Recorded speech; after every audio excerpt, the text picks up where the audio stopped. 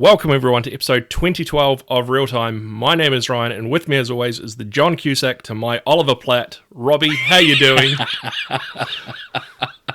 I didn't know where you were going to go with that. 2012 makes sense, but yeah, where are you going? I'm happy with that, John. I'm happy to be John Cusack. I'm happy with that. I've kind of got the build of like an Oliver Platt, or a slightly skinnier Oliver Platt, I suppose. I guess so. I mean, I could have gone, just for you, I could have gone Chiwetel Ejiofor, but, you know. Yeah, it doesn't make a lot of sense in my case. I definitely get the comparisons to Cusack.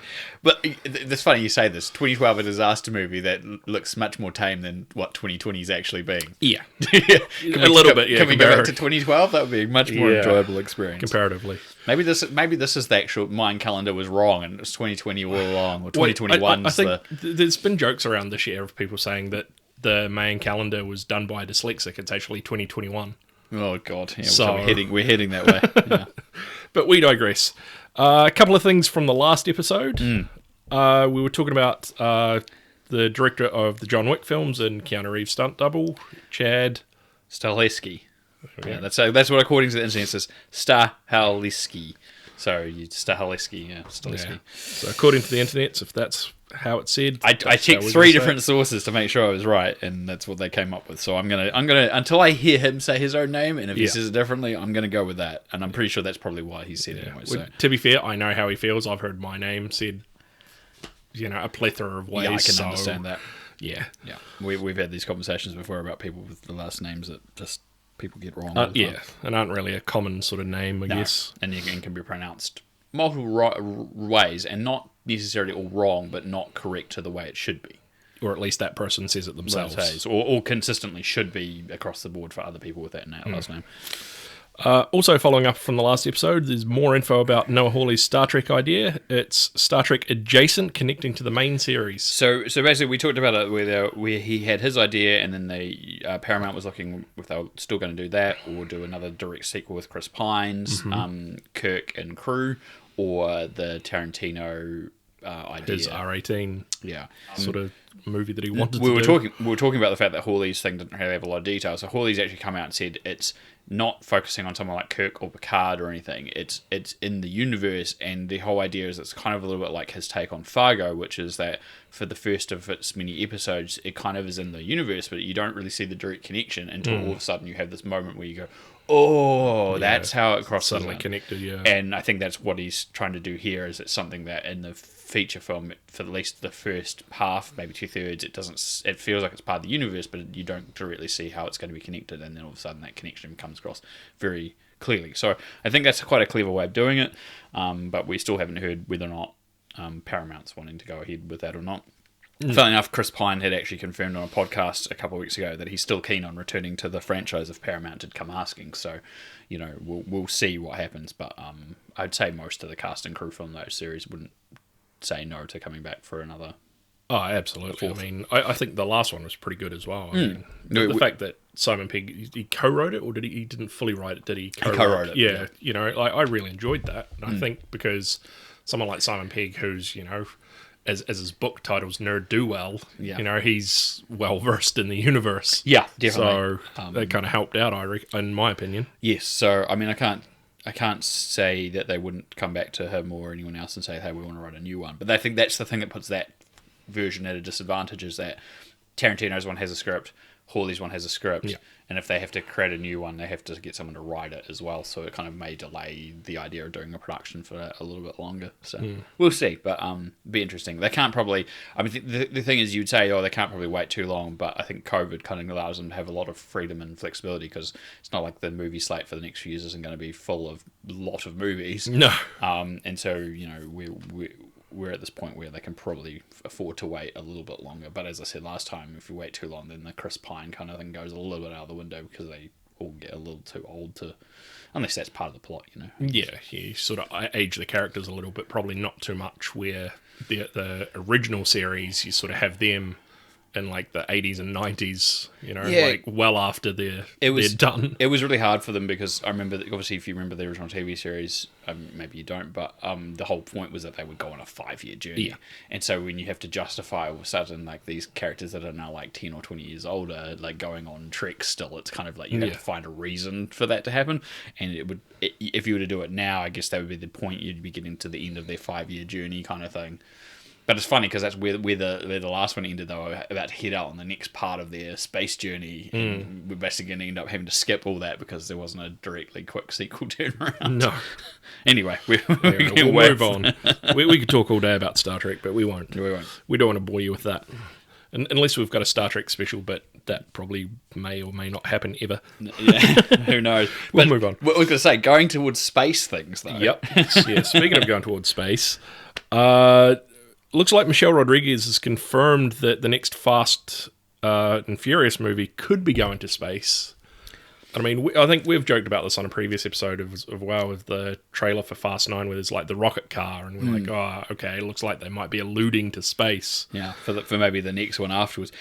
So she was on a radio show and she was asked about the fact it was going to happen, and she replied, "Oh no way! How did you guys find that out? Damn! See what happens? People start talking behind the scenes when a movie doesn't come out and forget about it. Things get out." Mm-hmm.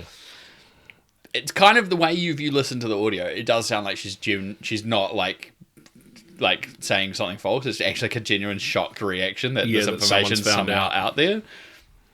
But then you've pointed out like maybe she is taking the piss, which she could be because she's not liking having fun. So take it with a grain of salt. But I think we're getting to the point that even if it wasn't going to happen in this movie, I think the expectations of it happening are just going to mean that it's going to happen regardless. You know what I mean? Like, if they were never planning it in the first place, the fact that people keep making this comedy, it means it's just going to happen. Yeah, well, I mean, like, if you look at the whole series, like, they've started off with, like, drag racing with, like, flash exotic and imported cars, and then it's become more about heist movies of, like, stealing vaults and money. And then it became, like, an espionage thing, too. Yeah, exactly, like, It's kind of expanded as it's kind of going through different genres. So, space travel, yeah, sure, whatever. That could be the next one. Yeah. And I think if that does happen, I don't know, if they want to steal this idea, like, give us money if you do steal the idea, but if you haven't thought of it already, because we'd love that money.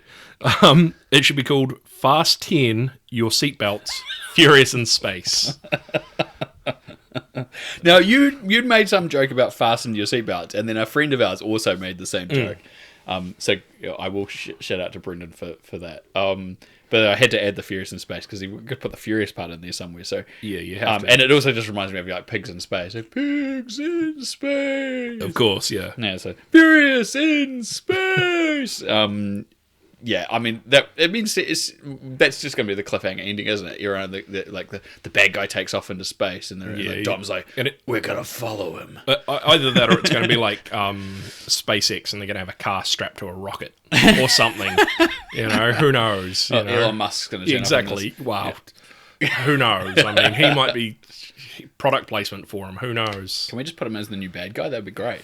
Yeah, could be. Who knows? He was funding Charlize Theron's character all along. Well, they are both South African. So, I mean, it's possible. Yeah, but we just implied that Charlize Theron is a bad person in real life. I think that's what we might have just done. Who knows? Whoops. We mentioned in the last episode of how the cast of Scream 5 started following Selena Gomez on Instagram, and it sort of led to rumours that she could be in the next Scream 5. Yeah, which hasn't been confirmed yet, I think. No. But it's seeming more and more likely, I guess. And so it seems Neve Campbell is now officially confirmed for Scream 5 at this point. It literally was like a day or two after our last recording, she was confirmed officially. Not that I think it had probably already started to happen, and the shoot has actually started. We'll come back to that later on. But yeah, I mean, as I said last time, you've got to do something shocking in the opening. So if it would be killing off an established character, it would definitely be something to create a bit of a shock. You still haven't seen the directors did. The directors of this did Ready or Not, which I don't think you still haven't seen. No, I haven't. It's really good, and it has those subversion. I think I've talked about this before. It has like these subvertive things in it a little bit, and so I can definitely see them being the right choice, and doing something shocking or unexpected would be kind of a cool way to open. So I'm still convinced that especially the same way that the first Scream opened with Drew Barrymore. Exactly. So we'll see. We'll see.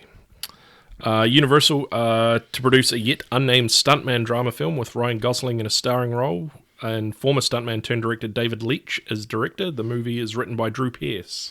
Yeah, I mean, I'd be very interested to see what it is. It says drama, stuntman.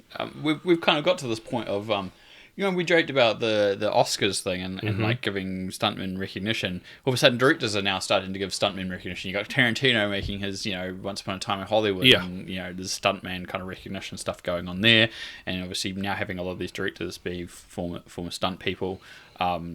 Stahelski and David Leitch are both involved. We were watching that video yesterday, and they were talking about the director of Extraction, who was a stuntman himself. Well. Yeah, he was a stuntman for Captain America and the Avengers.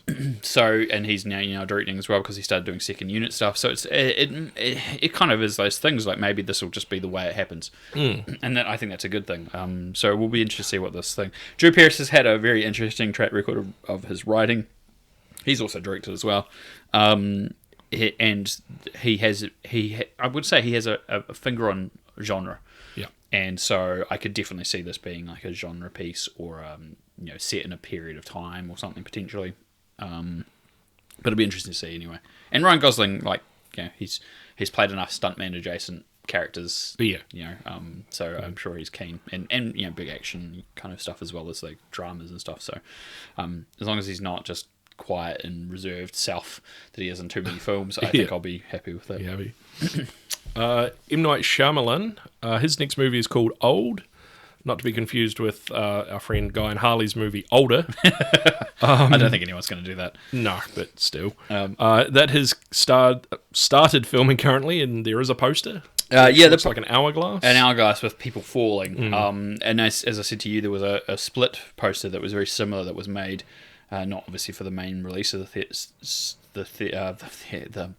movie, but I think it was like one of the DVDs or somewhere in the international market. It's very similar, like a shape of the head being made up of men basically together, which obviously represents the 23 different personalities.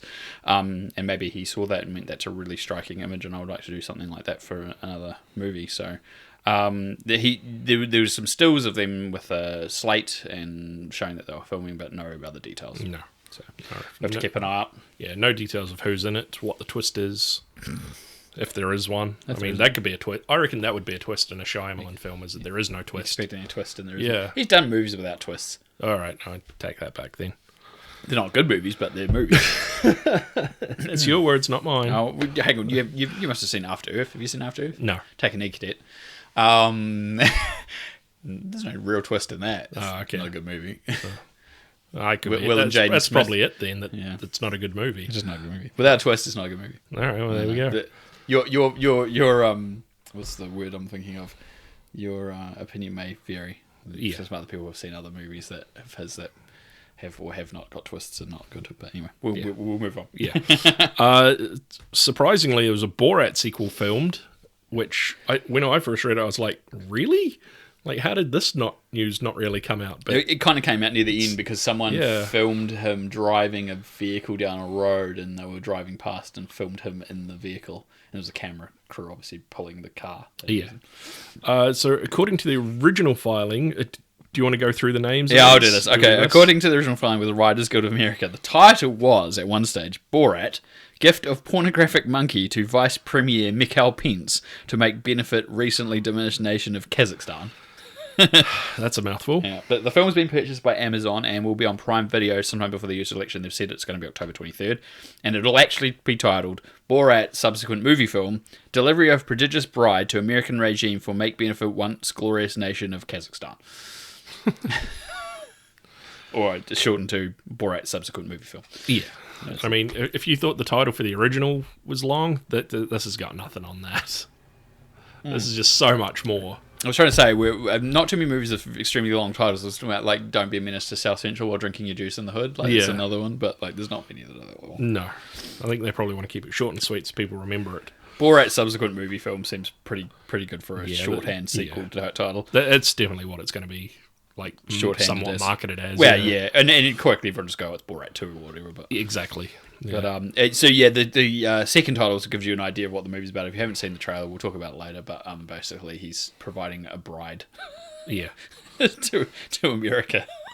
But yeah, we'll talk about that later on. Yeah. Disney reportedly developing a live-action Lion King sequel. A prequel with Moonlight director Barry Jenkins in the main seat, and to be written by Jeff Nathanson, who also wrote the previous film. Yeah, it was kind of like just all of a sudden appeared this news a couple of weeks ago, and first it was that everyone was saying sequel, then it turns out it was going to be a prequel because I guess that allows them to bring back James Earl Jones and whoever else they want. Sure. Why? I haven't even seen the new Lion King, but just don't. Even I question why. Just don't. Like I shocked you. I shocked your better half the other day when she said to me that she was like, oh, you know, I was like, she was like, oh, I'd rather watch Lion King than Mulan. I was like, nah, other way around. I'd rather watch Mulan again than watch The Lion King. Yeah. It was such a bad film. Just unnecessary. Like, just watch the original animated film. It does the same story and so much better and so much funnier, and the cast actually are acting. Yeah, they're actually good. It's not that they're not good talents in this Lion King. It's just like you listen to them and there's not a lot of emoting with it, and it's hard to get what little emoting they've got going across on the faces of real looking animals. They don't have the characteristics to pull off the extension of that animation. Sorry, the animated voice. So it's like really hard thing to sell, I think, and so I'm not interested in this at all. I mean, great on Disney for getting a very talented director involved, and they're keeping consistency by having the same writer and stuff, I guess, but I won't be seeing it unless I'm forced to at gunpoint, probably. That's fair. Stephen King's Firestarter to be made into a film again, including Zac Efron in the cast. Yeah, I would assume Zac Efron will play the father of the girl. So if you don't know what Firestarter is, it's about a little girl who basically develops psychokinesis and especially telepathic fire starting abilities. That's the title. There's a father character in it, so Zac Efron playing the father of the small child would probably make sense. If we've gotten to that point where Zac Efron's actually playing father figures consistently, which is slightly disturbing thing to think about these days. The original is a good movie. It's got Drew Barrymore in it. I was about to ask that if that was the one I'm thinking of. Yeah, it's a good movie from the 80s. It's not one of the worst Stephen King adaptations. It's definitely a good one. But we're at this point where we do, like we just had a couple of years ago, the Pet Sematary remake. We had a new version of it. So it's just a par for the course. I think we'll have to start worrying if we start seeing people going, we're going to remake The Green Mile or Shawshank Redemption or stuff that is critically already very well received.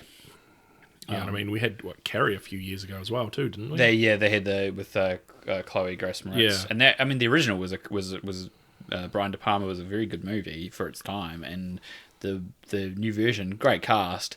But just didn't really do anything new with it, and so it became a bit unnecessary. Whereas I actually enjoyed the new version of Pet Sematary for some of the changes it did. And obviously, the Shining sequel, Doctor Sleep, which kind of had enough of its connection to the book, but also managed to put a little bit of its toes into the Kubrick version, and King was okay with that, and it worked. It was a really good sequel. So we'll see. We're just going to keep seeing Stephen King adaptations, and The Stand is supposed to be, which obviously in a pandemic seems kind of ridiculous. We'll probably see new versions of like the Tommyknockers and all these other ones that are iconic, I guess over time. Yeah, I definitely think you're right. I think the likes of Shawshank and Green Mile should probably remain untouched. Like, I think when we did our 5 Perfect film, Shawshank was on my list. It was on mine. That should not be touched. Yeah, like if someone wants to retouch that, I either say don't, or you best do a bloody good job. I mean, the thing with Firestarter I can see is that you've got these abilities to do more amazing things with the visual effects that you can do these days compared to like I mean, that's the other thing. A lot of obviously what's on Firestarter was practical because that was the way you could do it in the 80s, and for what the practicality is, it's really impressive. But it'd be interesting to see what you could do with visual effects. But then sometimes other stuff like visual effects with fire sometimes looks a little bit janky depending on who's done it, and so you have to be very. It can sort of look like it's floating, like just sort of off the surface of where it's supposed to be, and not actually just there. Not realistic movement, or so you have to be very careful in that regard as well, I guess. But we'll see. We'll see where it goes. It's obviously not going to be filming anytime soon, I suspect. Yeah. NBC's Peacock streaming service has ordered 2 seasons of the grittier Fresh Prince reboot with Will Smith producing. Yeah, so if you saw there was a Fresh Prince retake trailer that someone put together, and it was like a grittier Like a take minute and a on half, 2 minutes or something? a couple of minutes, yeah. And Will Smith did a video about it where he met the people who put it together and had a big chat, and obviously off camera they actually talked about the idea of actually turning this into something. And it has, and they actually went out for bidding it because, from my understanding, it must be a case that Quincy Jones's production company owns the rights to it. NBC doesn't still own technically the rights to it. I don't know how they made that agreement. So basically, it meant that Will Smith could go around and pitch it to different places, but ironically, it's ended up back at NBC, who funded the original series anyway. And I guess part of that bidding thing was the fact that they came in straight out ordered 2 seasons. It wasn't even just let's do a pilot. Because obviously they've already got something to go off. Yeah. They went straight out and let's go do 2 seasons. What's really interesting though is like when I think about it, and I read a few articles as well, but there is a lot of really good episodes throughout the run, especially the first few seasons, that you could literally do new versions of. Yeah. And that would fit that gritty take just as well as they did in the comedy version, but the underlying story. So like the stuff with Will's dad, the stuff with him going back to Philadelphia at some point, things to do with like I think there's one episode where Will and Carlton end up in jail and because they're falsely accused of stealing a vehicle or something. You could totally see that being very relevant in today's society. And I think also possibly the one where Will and Carlton get fleeced at a pool hall. Yep, that's and then Uncle Phil shows up. The one where Will gets shot. Yeah, that's another one. There's a whole bunch of these stories that you could definitely take into a new version of the program and still have those same plot lines, but do them in a new version, looking at a more serious take on the source material. But then it gives them ground to create new stories about the way that Will would be perceived at a very affluent school. And conversely, I know there's an episode in the original where I think Will and Jazz take Carlton to like Compton or something, and he ends up creating like a weird character persona for himself for playing comedy. But you could see that same idea, perhaps not taking the character for comedy purposes, but all of a sudden Carlton feels like there's like a there's something he can do to kind of help the people in the lower classes or something, and it kind of has a moral message behind it. And you can do all sorts of new stuff to it too. So I'm very interested to see what these 2 seasons will be like. But I suspect also the other thing I didn't say about the 2 seasons is that these may be shorter term seasons as they tend to be now. So when you say 2 seasons, it might only be something like 16 or 18 episodes. Yeah, especially since it's going to be on a streaming service too. So it wouldn't be a full like 22, 24 episodes. Exactly. So it could be like 2 10-episode seasons or 2 8-episode seasons or something. So we'll see what happens. Speaking of streaming services, Netflix is making a Conan the Barbarian series. It's based off the actual source material. They've managed to purchase the rights, from my understanding. Oh, wow. Or into agreement with the estate. Beyond that, they haven't seen anything. But it's not... I mean, it's interesting, but I guess it's well within the realms of all the other various streaming programs. We've had Medieval, and we've had Vikings, and we've had, all these different types of different programs, and they still continue to get made. So making a Conan the Barbarian series almost seems like it's crazy it's taken this long almost. There's been intent to have a Conan sequel with Arnold Schwarzenegger in it for a long time, and it still hasn't kind of gone forward, but with an older Conan. Yeah. And I could see them trying to still do it, like, definitely, as a film. Maybe he might show up in this. Who knows? I suspect, though, it'll probably be more of a original take on the material, but you never know. You never know. We'll see what happens. Speaking of Arnold Schwarzenegger, in a chat with James Cameron, he confirms that Avatar 2 is complete and Avatar 3 isn't that far behind. Yes, which is crazy to think that we've actually got to this point where there's an Avatar sequel completed, but we still won't be seeing for another 2 years, I think, at this stage. Because I think all the filming's done. I assume all the visual effects are done, and it's probably done in post. I think that was the implication, was that 2 is actually locked and complete. Like the visual effects are pretty much done, unless he goes back and revisits it in a year's time and goes, I want to adjust a couple of things, which I'm sure he will. And 3 obviously not being far behind, so it's basically the case. So that means they've got 2 more films, and of course being done back to back as well, they'd be able to crack out a big chunk. Exactly, and well. and if he realizes in any of these that there's something missing or he wants to add in, it's not hard while he's still filming the other two to go, hey, we need to go back and I've got an extra scene I want to add into 3 or I want to add into 2 or whatever, if he does realise later on. You've still got a bit of time to sort of play around, but hopefully not too much. A la Mr. G. Lucas. Exactly. There's also been some recent posts regarding Avatar about the discussion of creation of Na'vi-specific sign language that's been developed specifically for the film. I guess that the sign language makes sense, essentially, especially if you're dealing with a lot of underwater stuff, because obviously they can't talk underwater, so you have this sign language kind of thing going on. But also just having that as an inclusionary basis, I guess. It's kind of cool.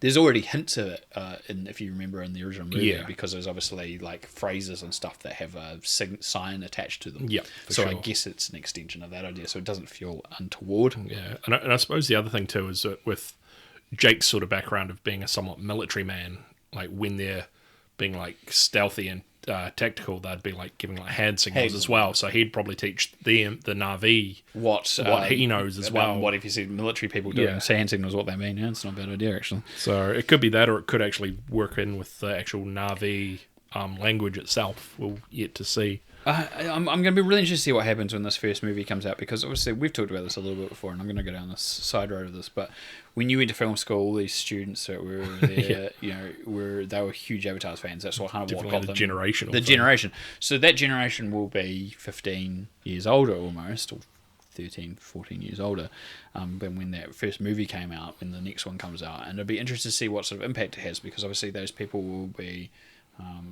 going to this movie. Some of them might be old enough to even have family of their own by that point, depending on how old they were when the first one came out. And this is my prediction. Who knows? I could be completely off base, but I reckon that the first one will do successfully. I think from a financial basis, everyone will go and see it. Whether or not it beats its own previous film will all depend on how good it is, because obviously that was what kept the original people going back to see this amazing technology and how technically good the film was. But it'll also live and die in the critical acclaim or not. A little bit more than the first. And if it doesn't do well, then the following sequels are just going to be diminishing returns. So it's a huge gamble for previously for Fox and for Disney to continue to say, yeah, we're going to do this, to actually do 4 other films. Because who knows where we'll be by the time the fourth one. What year is it? 2028?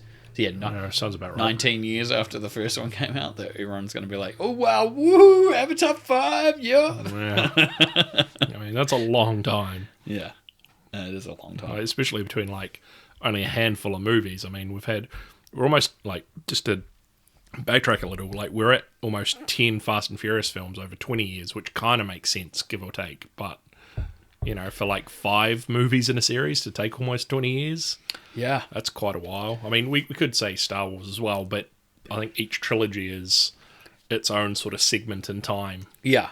So that's kind of unrelated in a way. It's hard to... Yeah, when you put those things into mindset, it's not so bad. But I guess the difference is that these things came from existing series, right, that were made. So like you talk about the original Star Wars, and it came over a 6-year time period. You're talking about Fast and Furious franchise, which the first 3 movies came out adjacently over 3 years, I think. It was 2001, 2003... No, 4 years, sorry. Yeah. 2001, 2003, 2005. And so they created a trilogy straight off the bat. We're talking about Avatar, which is just one movie, and all of a sudden there's going to be 4 more. Yeah. And the 4 more are spread out over the time. And it's just like, as successful it is, and huge as it was box office wise, and it's only just been slightly passed by Avengers Endgame. It's still a hugely grossing movie, and so I guess the idea there is that against its budget, I guess if it even makes half of what it did the last time, it's still successful, because that's still freaking a lot of money. Yeah, it's still $1.5 billion. Yeah. So you just see Mickey Mouse just rolling in it. Well, yeah, we'll see. We'll move on, but I'm just gonna preface this whole next section. For some weird reason, this last month has been like a huge thing for like video game movies. And I almost feel like your toy box, we need like a video game segment here. Well, maybe we do, but I don't think there's not enough consistency. This is just a weird coincidence that there's been at least a half a dozen stories in the last month. Maybe we need to research some like free to use like sound effects that we could use just for certain segments, you know. Like this, we could use like the 8-bit sort of video game sounds. I don't know. Or something. Yeah. It's ridiculous. It's just so silly. But I don't think it's going to be consistent enough. I mean, I jokingly used the Uncharted music underneath a couple of the episodes, and it got flagged on YouTube. One of them did. And it was just because there was enough quiet where it got picked up. I put it really quietly under, but no, it wasn't good enough. Oh, well. Anyway, I'll start. So Alica Vikander and director Ben Wheatley have both talked about getting the Tomb Raider sequel up and running next year. It was supposed to be shot this year, but obviously COVID stopped it from taking place. Wheatley actually managed to make an entire film in lockdown in the UK. Oh, wow. Which is how this all came up. I don't know much about the film. I didn't actually read that many details. I just saw the headline. So, I mean, you and I you seem to really enjoy the first one. I thought it was pretty good. I enjoyed it. I'd be interested to see more. It ended with the setup of a more traditional Tomb Raider with the dual guns and the ponytail kind of thing going on. But I thought the characterization was good, and it stole enough of the old Lara's format and the new version to get kind of blended together.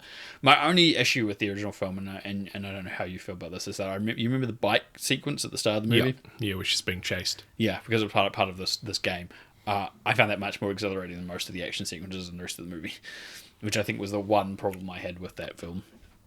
Yeah, I could see how you'd... Yeah, I completely see that. Wheatley wasn't the director on the first movie, so he might have a different take on things. Mm-hmm. We'll see what happens.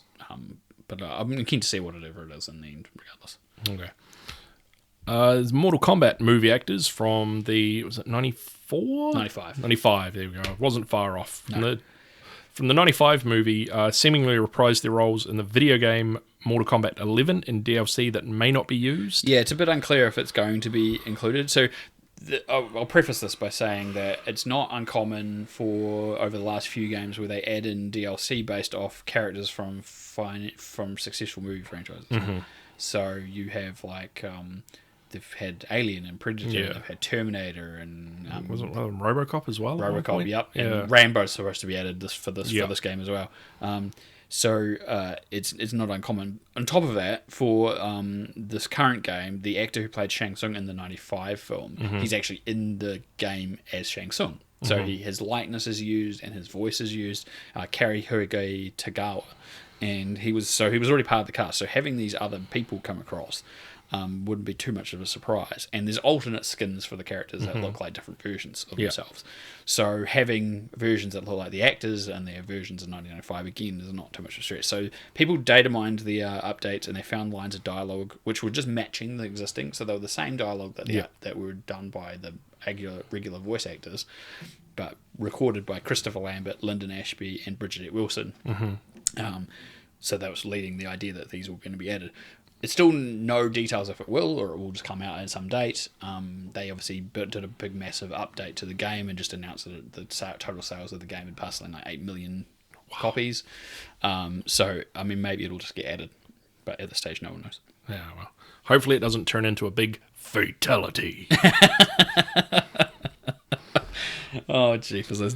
I knew I could see something was tinkering over Kind of. I was trying to work something in there because we could have prefaced it with round one. Fight. Flawless victory there, Ryan. Flawless victory. Yeah, right. Thank you. Speaking of video games turned movies, after the success of the Sonic film, Sega is looking to turn its long-running Yakuza game series into a movie. The franchise focuses on the dealings of the Yakuza in Japan. Given the ongoing stories through the numerous games and wackier parts the series is known for, it will be interesting to see where the movie goes. Yeah, it covers I think the game series is there's several main titles with numbers. There's several spin-offs. There's a zombie-based spin-off. There's there's a new one coming out for the next consoles coming out in a month or so's time. And they're kind of like this open world, and then there is some weird, wacky side stuff going on, and it covers depending on which games, it covers this huge time span. So there's a lot of lore, I think, to go off to create a movie. So yeah, there's a lot of material for them to go off. So who knows where it could go, or it could be something completely original and just using the idea as a basis. But yeah, there's a lot of fighting on the streets and people throwing bikes at each other and punches. All right. Chases. So motorbikes or bicycles? Bicycles on the side of the street. Someone picks up a bicycle and hits someone with it or throws it at them. And I've only played one of the games. I think it was the third one. I can't say I've played any of them, so this is all just sort of over my head at It the was, moment. it was kind of like an open world. So Sega had this game in the late 90s, early 2000s called Shenmue, which was like Japan, and it was like very quaint Japan, and you played this character who's looking to avenge his father's death. And I think someone took that idea but said we want it more action based. So like, what's more action based than that? Well, the Yakuza, that's going to be really action packed, isn't it? And went down that rabbit hole. And so it kind of is an extension of that idea, I guess, in some ways, but it's far more successful. But again, they've made like, as I said, like, I don't know, a couple dozen games maybe over the past 15 so years. Oh, wow. So, yeah. Constantine Film has announced a new Resident Evil film with cast attached. It includes Kea Scodelario, Hannah John Carmen, Robbie Amell, Tom Hopper, Ivan, is it Yogia? Georgia? Okay, sorry if I've said that wrong. And Neil McDonough. Yeah. You can have a few of those names, I'm sure. Yeah. Seems to be focused on the original two games in the series as the actors play roles of characters from those two video games. It's going to be written and directed by UK filmmaker, is it Johannes? Johannes, I'm not sure. Sorry if we're butchering that. I'm just going to go Johan Roberts. Yeah. Hopefully this is silent. Who directed 47 Meters Below and other horror films. Yeah, it was a bit of a shock. So Constantine, we talked about this last episode, it all of a sudden announced they were going to do a new TV series based on the franchise. Another thing I didn't mention on this list was that the Netflix is also going to have a new CGI-based series based on the actual video game franchise with characters from that. So all of a sudden you've got a third project, which is this movie. All these actors are listed as playing actual characters that are from the video games, which is unlike the previous version with Mila Jovovich. Mm-hmm. Most of the characters in those, or at least the main characters, were all original creations in the universe, whereas like Hannah John Carmen's playing Jill Valentine and like Robbie Amell's playing Chris Redfield. Yeah, I was about to say I could definitely see, from what I know of the original games, I could definitely see Robbie Amell playing Chris Redfield. Yeah, I can see that too. Neil McDonough's playing William Birkin, who's like the head researcher, and I can totally see him in that role. Mm-hmm. I think Ivan Georgia, he was the guy that was in Zombieland, the hippie guy. Zombieland 2, sorry.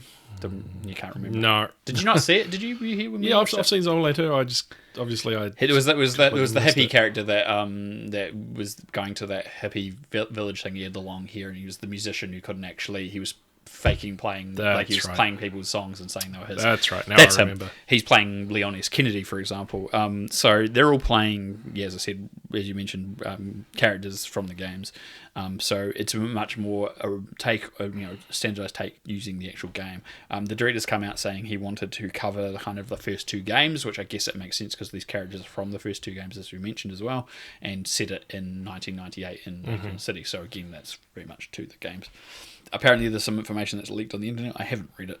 I don't know if I really want to, but it'd be interesting to see what happens. It sounds more faithful than the Mila Jovovich ones, and they made a lot of money, so who knows? Yeah. Do you reckon, without reading the information that's on the net, do you reckon you'd be interested in going to see these? Or do you reckon the past ones have sort of made you go, Because I know how much of a fan of the games you are. Yeah, I guess because they're trying to do a take which is based on the actual games, I'm kind of curious enough to see it. Whether or not it's going to be good, well, that's different. But I think just based on that and the cast, I think I'm interested. But the director has not got a massively long track record. 47 Meters Below is like his most popular film. He's made a sequel, came out a couple of years later. I don't know if anyone saw. And the other films in his history, I don't know. They're all really low budget horror films that I'd never heard anything about. But he must have built up a career. I should probably look into it more, to be honest, to be able to get to a point where he made something that was popular or successful. So who knows? Okay. Speaking of Resident Evil and Mila Jovovich, Paul W.S. Anderson's Monster Hunter teaser has come out. It's only, 20 seconds long? Something like that, yeah. The film was scheduled for April 2021 originally, but the teaser seems to show that it is now planned for cinemas in December 2020. Now, you made a valid point here, which I hadn't even really touched on. So the teaser doesn't really show you much, except like a military group firing guns at a giant monster that comes out of the sand. And your comment was, it looks like Resident Evil in the desert again. Yeah, like I vaguely know of the game itself, but I've never played it. But just seeing this short teaser, I think it was like just one of those videos you see on Facebook just sort of pop up that intrigues you. And I went, Mila Jovovich, A, still looks like Alice from the Resident Evil movies. It's back in the desert, so B, so they could be going back there, and C, the giant monster that pops out at the end could be something that Umbrella's cooked up. Yeah, exactly. I totally It understand. could be a new fucking TUVWXYZ strain fucking thing. Like, it could just be a whole alphabet strain monster that they've just concocted. As soon as you said that, I was like, yeah, I can see exactly what you were saying here, because it is. Like, I mean, maybe the trailer. I pointed out to you, I do know at some point they get, like, armor that looks a bit more like the games, and giant swords, which the characters in the games. And show me that picture. Yeah. And the games don't have they aren't in the desert. They're in a world, basically, that has different biodiversity, just like anything. So there's forests and deserts and all that sort of stuff. I don't play the games either, so I don't really know this, but I know enough from reading stuff online. So yeah, I can understand why people, and then you add Paul W.S. Anderson and the Resident Evil franchise, and that was also Capcom, which Monster Hunter is as well. I can understand people's apprehension towards it a lot. But yeah, I thought your point about Resident Evil in the desert again was highly accurate. I kind of feel like Milla Jovovich has got the range to portray other characters, but if you're going to dress her up with like things that she's already worn for like the last 10, 15 years, it's not helping her case. No, it's a hard thing to push. But you've also got I know this sounds really bad, but almost the nepotism of it, because it's Paul W.S. Anderson putting his wife in another action movie where she's the female lead. Yeah. It's not helping the case either. No. It really doesn't. It's almost like we keep joking about how almost every episode we talk about a certain thing. Yeah. Whereas I think we haven't really talked about this for a while. But, a couple of episodes, I think. Yeah, a couple of episodes. We haven't talked about Uncharted. There's been a couple of pictures have surfaced. People having disappointment at the moment of Mark Wahlberg not having a mustache like Sully in the games. Yeah, I showed you the photos, and you were like, oh, yeah, I see what you mean now. Yeah, like, I don't get it. Like, to me, that's part of what would make the character different. Like, I look at it and I go, oh, it's just Mark Wahlberg. Yeah. Like, if he was having a mustache, Mark Wahlberg never really has a mustache in anything. That would be an interesting way to make him different than... If anything, he's probably got, like, a couple of days stubble. Yeah. If that. He's never had a mustache, really, in anything I can remember. People will probably point out if I'm wrong, if there's something I've forgotten, but nothing that's coming to mind. So... It would almost make it slightly different, and it's such an... I know it sounds so ridiculous to say it, but it's kind of an iconic bit of what made Sully in those games. He always had a mustache. Even the younger version of him mustache and a cigar. And a cigar, yeah. So I suspect that Mark Wahlberg's not going to be smoking any cigars, and he's not going to have a mustache. He doesn't seem like a cigar type. He probably... Not to say that he doesn't do it in his personal life, he probably does, but we don't know about it. But, like, just as an actor as well, like, none of his roles I've seen seem like characters that would smoke a cigar as well. But this goes back to the whole thing where I just think he's terribly miscast. He's not Sully. Like, this is it. We've talked about this. It's like we jokingly said, I could see someone like Tom Selleck playing Sully. It was perfect because he's perfect for that role. He can grow a mustache and he'd probably look good with a cigar hanging out his mouth. Exactly, and he could do that kind of gruff version, and you could make him look younger by ungraying his hair. That's literally it. It would be enough. Just give him some Just for Men or something, and like de-age him virtually as well. But of course, they've gone with an even younger version by having Tom Holland play the young Drake. I feel this is a giant misfire to me, but we'll see. It's going to entirely hinge around the idea of doing these big giant set piece things like the games did, I guess. Maybe, hopefully. What other characters are going to turn up? We have no discussion about whether or not there's going to be versions of characters from the games that like Elena and Chloe and all that sort of stuff as well. So who knows? I'm still find this very frustrating. Yeah, maybe this is just going to be Drake and Sully in the first off, and then if it pulls enough, they might feature other characters later on. Who knows? Yeah, you're right. Watch this space. I'm so not enthralled with that idea.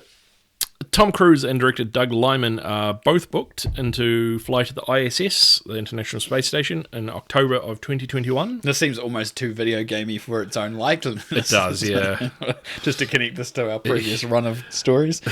The information reportedly from The publicly accessible manifest data for the ISS is reported by a Twitter account, Space Shuttle Almanac, at Shuttle Almanac. Yeah, so there's a timeline of all the upcoming shuttle launches and space connections that are all connecting to the ISS, and it was listed on there. There is actually a spare seat going on there. If you've got multi-millions and you want to fly to space with Tom Cruise and Doug Liman, there is one seat going on that shuttle.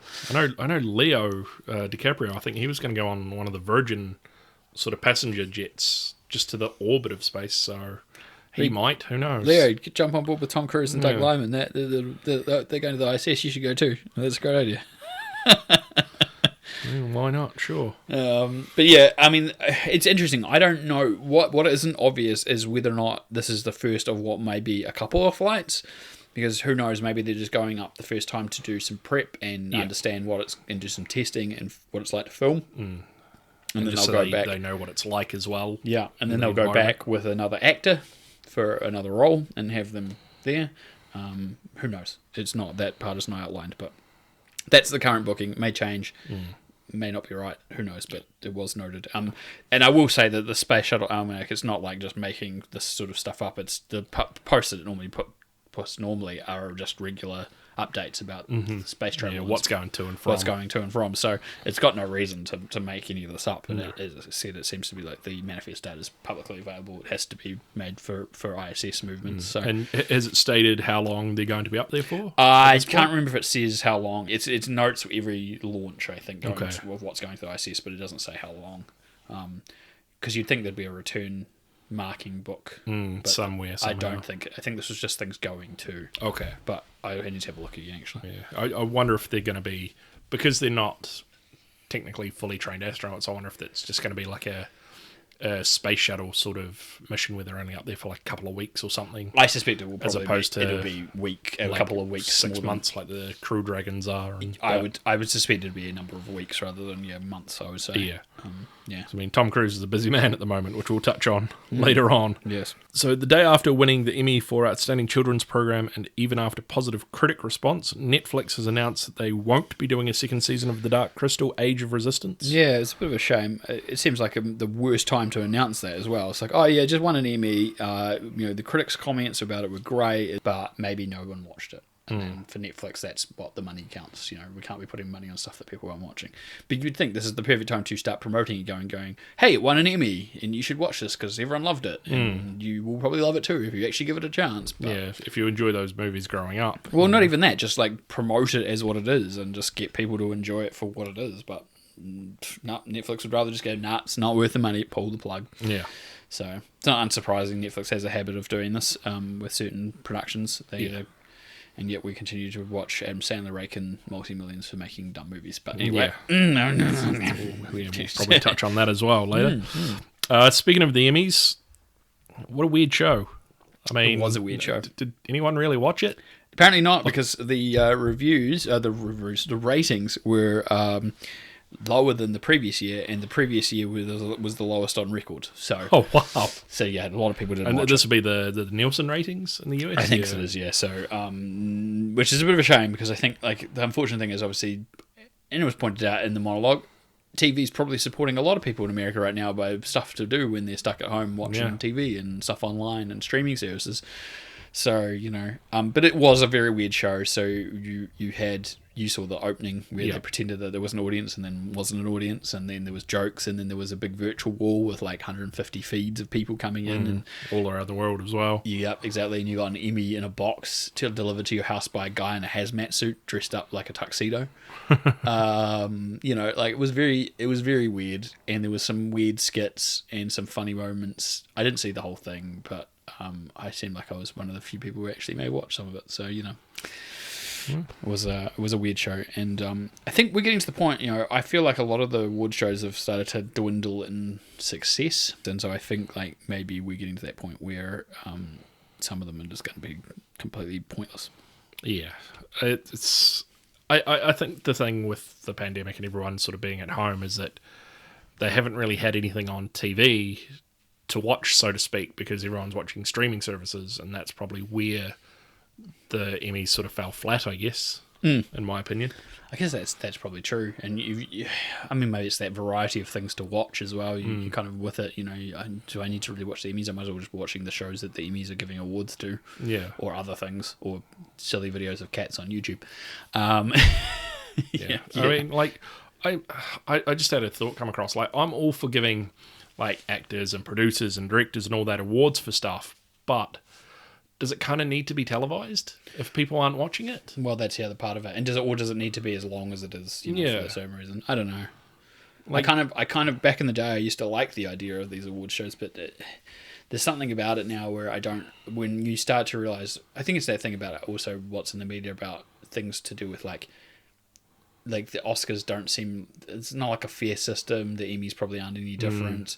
There's too much controversy around certain winners, things that get overlooked that you're like, why did they not even get a nomination? Like, we talked about it, like how Rami Malek walked away with awards for Bohemian Rhapsody, but for Rocketman got nothing. Yeah, and I'm like, well, that's ridiculous. Like, when Rocketman was in, wow, Taron Egerton, I'm sure you're probably the same, but Rocketman's probably a superior movie to I think so. Bohemian Rhapsody. And but also that Taron Egerton did way more in that movie than Rami Malek did, and that's not to just say Rami Malek was not good. He was, but Taron Egerton did way more for his role than Rami Malek did, and he didn't. Taron Egerton sang. He sang, exactly. For example, he so. Wow. He lip synced, but he still sang the songs himself. Yeah, he sang the songs himself. Sense. He actually sang the songs, which is different. Anyway, we could go down again another rabbit hole with that. Yeah. But it's one of those things like maybe just that feeling that you and I are having about this is the same thing that lots of people are, and like kind of like, what's the point? Yeah, maybe that's something we need to like just spill like a little bit of time on, like on another standalone episode perhaps. Well, if we do an end of year thing, it would be definitely something to talk about, I think, because this year is going to be very interesting. I've had a couple of thoughts about what I would like to talk about if we get to another end of year episode like we did last year, and so we could definitely put that on the list because I think that's a very valid point as to looking at what award shows are and recognition and even going to what we've been talking about in earlier episodes earlier this year about stunt awards, like the recognition for it and all that sort of stuff, where things that should probably get recognition don't, and things it's just a mess. Absolutely. We'll move on. We'll move on to new things, or seemingly new things. Family Guy has cast Sam Elliott as Mayor Adam West's cousin, Wild Wild West, as the new mayor of Quahog. Such a ridiculous name. I mean, if it was anything else, West, sure, but I think this is kind of probably too on the nose for Sam Elliott's kind of his sort of persona, because he does seem like he's from like an old West sort of movie. Why don't they just call him Sam West? Yeah, they could have done that. I mean, I would have been happy with that. That would make more sense if it was Sam Wild Wild West. It's quotes, that's his nickname. Well, maybe it is, but what? Yeah, but that's the information I first saw, is that he's just been called Wild Wild West. I mean, I think Sam West has shown up here and there in the odd episode, like as himself or as other characters. So this will definitely be interesting to see how they write him. Oh, you mean Sam Elliott has before? Yes. Yeah. So it'll be interesting to see how they sort of write him in. But yeah, all right, we'll go with that. Knowing Family Guy, also aside from that, there's probably made jokes at Sam Elliott's expense at some point, about his voice or the characters he plays somewhere in the history of the show. So again, that's kind of something that have to be touched on. Jared Padalecki from Supernatural. I'm not sure which character he plays. I've never really seen Supernatural, so if you watch it, you know who he is. Thumbs up to you. It's more than me. It's more than I know. Here's to be joined by his wife Genevieve in the new CW series version of Walker, Texas Ranger. Now, I'm sure our friend Skip would be happy about that. No, he'd probably be unhappy because he'd be like, there's only one Walker, Texas Ranger, and his name's Chuck Norris. That's true, but if Chuck happens to show up, I'm sure he'd probably give it a watch, maybe. But that doesn't make any sense, because how could Chuck Norris turn up as Walker, Texas Ranger, and there's a new Walker, Texas Ranger, unless he's playing like the son of Walker, Texas Ranger, and he's also a Texas Ranger, and then we're going down a weird... It could be Walker Jr. And my eyes have gone cross-eyed. Yeah, it could be Walker Jr. Walker still Jr. a Texas Ranger, who knows? Oh, God. I mean, I'm pretty sure, like, being as that it's CW, it's probably going to be filmed in Vancouver, where he lives as well, so... It's true. He'd probably be able to see some of it if that's the case. It's true. I mean, if Chuck Norris shows up, he'd... I'm going to ask this. How can you film Walker, Texas Ranger in Vancouver? It doesn't look anything like Texas. I don't know. It's a CW show. Like, everything CW's filmed up there. So, Is there a part of Vancouver that looks like Texas? Can someone let us know? someone tell us. Is there like barren, dry desert up there somewhere? I can't see this happening. I feel like you're going to have to film it somewhere in actually Texas or like one of those southern states. Maybe it'll turn up in like Georgia or something, because that would make Possibly, sense. yeah. You know, you get tax incentives and just film it outside of Atlanta or something. Yeah. Okay. Cool.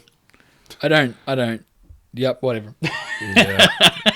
We'll I see what was about happens. to say, I was like, I don't see the point, but it's just like everything. Yeah. They'll just reboot things when they want to. So what am I? Can we get a new Dawson's Creek? Is that what's coming next? And then we get a new.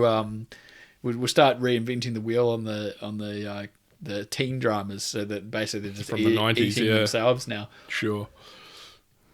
Yeah, but if you're going to bring back... No, they've already Dawson's started Creek, doing that because they've done the new version of Sabrina. What am I That's right, thinking? they have too. So yeah, okay, I'm behind the ball on that one actually. Yeah.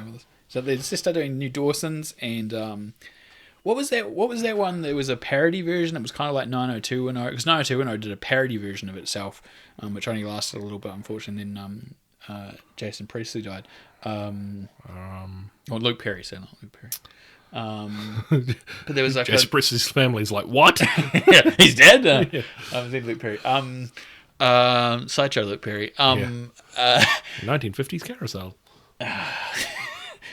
What was it called? It was this early 2000s one, and it was kind of taking the piss. And it So was about a Melrose show Place? within a show. No, it was about a Oh. show within a show, and it was taking the piss out of all the cliches of the show. I can't remember what it was called. It was a CW series too, I think. It's not ringing bells for me. So No, I I'll can't figure it help out. you. If I remember, we'll talk about this next time. It won't be that big a deal, but I'll just tell you what the Okay. title was. But someone out there's going to be like, yeah, I know that show was this with these people or whatever. Do you remember that several film deal that Samuel L. Jackson signed with Marvel? I do. Yeah. He turned up for a cameo at the end of Iron Man and then stayed around for several more features. Yeah. So that was pretty much it. And it was going to be like a sort of one and done deal, right? Yep. It now looks like that Samuel L. Jackson's Nick Fury is getting his own Disney Plus series. Why not? Good Yeah, work. sure. Samuel. I mean, what's he really doing lately? I mean, he's got nothing to lose, and he might as well. Where the series will be set is yet to be seen. Is the last we saw of Fury. He was in space with the Skrulls, and one of them was in his place. Ben Mendelsohn's character from Captain Marvel, I can't remember the name specifically, took his place at the end of Spider-Man Far From Home. Yep. It's in the end credits. This is not Jackson's first non-cinema appearance, as he's appeared twice as Nick Fury in early seasons of Agents of S.H.I.E.L.D. Yes, I do remember that as well. I think it was like season 1, maybe season 2. Absolutely, I knew it was early seasons. Yeah. I mean, I guess it makes sense with these continuing things about going backwards and forwards between these Disney Plus series and something else. It's another Marvel series for people to look forward to actually happening. It'd be interesting, and it could tie back into where they want to take the character from where we last saw him. Mm-hmm. Or it could be a prequel. It could be they might do the same thing they did with Captain Marvel, and there's a bit of backwards, the forming of S.H.I.E.L.D. officially, and all that sort of stuff as well. So it could be an interesting way to do from that. like the SSR or whatever they were in like Peggy Carter's days to the S.H.I.E.L.D. But I think because Agents of S.H.I.E.L.D. is just not long finished in the US, I know a little bit, but not too much. I think they kind of touched on SWORD, which is another acronym like S.H.I.E.L.D., but don't ask me what SWORD stands for. Something similar anyway. I don't know, something of, I don't know, Republic Domain, I don't know.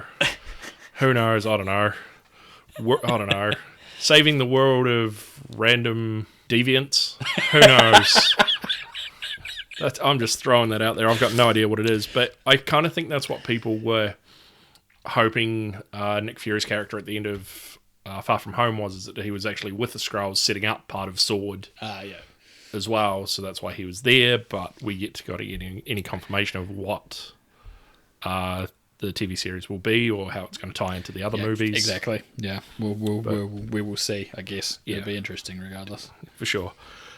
Speaking of Disney Plus, She-Hulk series first director announced as Kat Cairo. Sorry, is it Cairo? Coiro. Sorry, looks like a small A from here. Then the title role similarly cast with actress Tatiana Maslany, seen in the modern day Perry Mason take, and Orphan Black. Yeah, which seemed to be met with pretty positive response as far as I saw. I'm sure there's some people that weren't buzz positive, because that's always the case on the internet. Can't please everybody. No, exactly. I did see Mark Ruffalo tweeted his excitement about this, and people were like, well, hopefully he turns up too, because it would be nice to have a connection. If he doesn't spoil it. Good job, Ruffalo. Good job. That's right. See that of Tom Holland, isn't it? Yeah, pretty much. There was another announcement for another Disney Plus series as well, in the Marvel ones, with Iman Vellani, I think it is, in the title role of the upcoming series Miss Marvel. Well, she's aka Kamala Khan. The character's actually been recently seen in the new video game based on Avengers. Game, yep. Kevin Feige said that she'll eventually appear in the cinematic universe at some point. Now, what's interesting about the actress is that she's never actually been in something. Oh. So she was on part of a panel to do with, she's quite young, and she had something to do with the panel at one of the film events, and so she's like I think she's kind of been a young actress, but nothing major, like maybe stage performance or sort of stuff. So this is her like first major role, which is a big deal too. But she obviously knocked whatever the audition was out of the park. For sure. She's perfect for the role. So we'll be interested to see. But I suspect both of these shows will probably appear around the same time, maybe along with the Nick Fury one. For sure. More Marvel Disney Plus stuff. So more Disney Plus shows all seem to be in return to finish their shooting, with both Falcon and the Winter Soldier and Loki currently underway. Richard E. Grant, most recently seen by many in Rise of Skywalker, has joined the cast of Loki. Yeah, there was no details really given on his role. There's been a few guesses as to what it might be, but he has confirmed that he is enjoying his time filming on the set. That's basically how everyone found out. So wow, it's good then. I mean, whether he's a villain or a hero, well, if he's a hero, I suppose it's hard to see, but we don't know. Yeah, as long as he's enjoying it, I guess we'll have to wait and see if we enjoy it as well. Yes. Ant-Man 3 reportedly casts Lovecraft Country actor Jonathan Majors, who's rumoured to play Kang the Conqueror. They're still aiming for a 2022 release date at this stage. I think we talked about this previously, that the idea was to start filming that in the start of next year. Whether or not COVID's had any impact on that, I don't know. But I think it was... we talked about this a couple of times, I think. Was it Michael Douglas, that had said that they were going to be filming at the start of next year. So we'll see what happens, but obviously if they're casting more people, and this is a rumour still obviously at this stage, but it's probably a good sign that they're still planning on trying to shoot early next year. Yeah, for sure. Jamie Foxx, who was in the Amazing Spider-Man 2 with Andrew Garfield, he's rumoured to return to the Spider-Man universe as Electro, and possibly not his blue version, but we'll touch on that. Yeah. In an Instagram post the next day, Fox confirmed it, and confirmed it's a seemingly new take. In his words, he's not blue version of the character. So that leads people to speculate that he's going to be the traditional sort of green and yellow, green and gold version from the comics. Which, from my memory, he's almost kind of like got like a Statue of Liberty sort of headpiece on, where it's like 5 spikes and like lightning on his costume as well. So we'll see. The post was then deleted. So it's probably a good sign that he was not supposed to confirm this. So I guess take that with a grain of salt, I suppose. No, I don't think it's take it with a grain of salt. I think it's confirmed that he's definitely coming back. I think he was not supposed to talk about it, and that's why he had to delete the post. So I guess we've got another leaker out there. Well, I guess it's not hard. I mean, it's hard. Like, confirming that you're playing a character and just saying one little hint is probably not the end of the bloody world, to be honest. But it depends on how strict Sony's being about this, because it's their version of the character again. It could be the start or part of the MCU multiverse that includes Venom, Morbius, and other Spider-Men. Which I think that's what Phase 4 is supposed to be, with like the WandaVision TV series, which is coming out, was it later this month or next month on Disney Plus? I can't remember. It's this year. Yeah, anyway. it's coming out this year, and then I think with Doctor Strange 2 is supposed to touch on the multiverse as well, and I think Ant-Man 3 is supposed to touch on that too. I think ironically this has worked out in Sony's favour, because if they're going to start doing this in the MCU itself, then they can easily tie in all their other Spider-Verse things as their own things, but tangentially related to this MCU. And as we pointed out, obviously the Morbius trailer had the Tobey Maguire version of Spider-Man on a poster, but it also had the Michael Keaton Vulture in the trailer. So we're like, everyone's like, what? Yeah, so it's this weird sort of universe, and then who knows? I mean, maybe they're going to sort of follow suit in the DC TV universe and have all these different universes just become one, which Yeah, I could see it happening. I mean, what's beneficial here for like Sony's take on it is that obviously the animated Spider-Verse movie worked really well. So if they can follow in that mindset and kind of pull on it in that same way, then clearly they're going to do that with a live action. We've got Venom 2 coming, and we've also got Morbius, which is due in March next year, March 19th. Yeah. And that was supposed to be out already. It was originally due in June of this year, but obviously got delayed because of COVID. So whenever that comes out, I guess we'll start to get a clearer picture, Pat. Yeah, and definitely of what the overall look out of that side of the universe is going to be as well. Well, I guess if there's enough there, it hints towards what even the MCU side will be, because if they try and tie say, Tom Holland Spider-Man into this, then they have to, that conversely immediately connects. But as I said, having someone like Michael Keaton appear in that Morbius trailer clearly says as much already in its own way. Even if it's a different version of the same character in a different universe, he's still playing the same character. Yeah. Just a different type. It's true. It's very much like how I think we mentioned in the last episode that Michael Keaton's going to be returning as Bruce Wayne in a future Batman movie. It's going to be busy back and forth between these two multiverses. busy man is our Michael Keaton. Some really surprising news, which I think took us and a few other people by surprise. Rick Moranis, probably the nicest guy in the world. I've never met him, but he just seems like he'd be a really nice guy. He was punched in the head in New York across from Central Park. Yeah. Why someone would do that? If they there's video footage, by the way. It's just some guy just comes up and just like clock someone on the side of the head, knocks them over, and then just keeps on walking. It's like, it's so random. It's like, why would you punch anyone? Like, let alone it's the fact it's Rick Moranis, just because there's gained more traction. But there could have just been some random guy on the street in New York. Yeah, he just punched him in the head. Yeah, side of the head. It's like if the guy who did it like knew who it was or not. But I don't know. But why Rick Moranis of all people? Yeah. Like, commentators have pointed out, ironically, the incident took place just a few blocks north from where Moranis' character in Ghostbusters lived. It literally is. I had a look at the map of where someone had marked on the map where it is, and like the apartment building that's in Ghostbusters that he's supposed to live in is like 5 blocks up, and it was just in around the corner. Like, it's across the street around the corner from Central Park. So if you literally, like, the direction that Moranis and this guy are walking is towards Central Park, would have seen it across the street. So like, it's ridiculously close, which is only more ironic. I don't know if Moranis lives in that area currently. That might be the case. He actually may live in that part of New York, so no one has made comment about this, but thankfully he did. We haven't written it down here, but thankfully he did like comment later, because obviously a lot of well wishes and all this sort of stuff, that he was okay, and there was some minor injury to his hip and wrist or arm, I forget, as well as his head, but he's okay. All things considered. He's fine. Yeah. Chris Evans, good old Captain America, had strong words regarding the incident, saying, "My blood is boiling. Find this man. You don't touch Rick Moranis." Yeah. Now, Ryan Reynolds, of course, everybody's favourite Canadian. Well, probably other not, than Rick Moranis. Well, that's true. I forgot he's Canadian. Okay, Ryan Reynolds probably one of the see, now we're going to open a whole bunch of who's everybody's favourite Canadian. Yeah. Okay. So, one of the many favourite Canadians. Yeah, one of the many favourite Canadians, Ryan Reynolds, tweeted out that regarding Rick Moranis getting punched, that he shouldn't have subjected Rick Moranis to 2020, or he should have known better to subject Rick Moranis to 2020 after their commercial together recently. Yeah, so he made a joke about things disappearing for a long time and brought Rick Moranis out into this commercial, and then Rick Moranis gets punched. It's like, well, it's 2020 for you, isn't it? Yeah. Jesus. Hopefully someone figures out who this guy is. Yeah, and fucking gives them a beating. Well, just... Well, not necessarily beating. I don't want to condone violence. No, but just charge him or... Get him charged. Like, that's ridiculous. For no reason. Like Rick Moranis, he's... Well, it's not even that. As I said, even if it wasn't Rick Moranis, the fact you just randomly punch someone in the side of the head for seemingly no reason.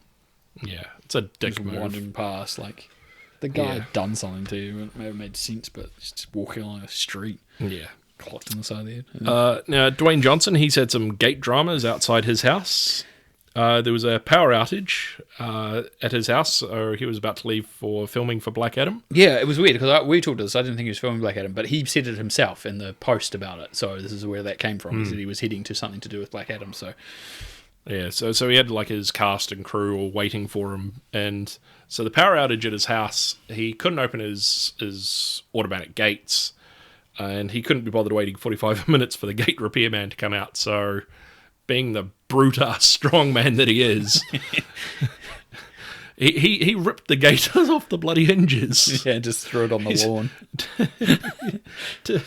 To sort of paraphrase Michael Caine in The Italian Job, you're only supposed to blow the bloody doors off. If I can use that.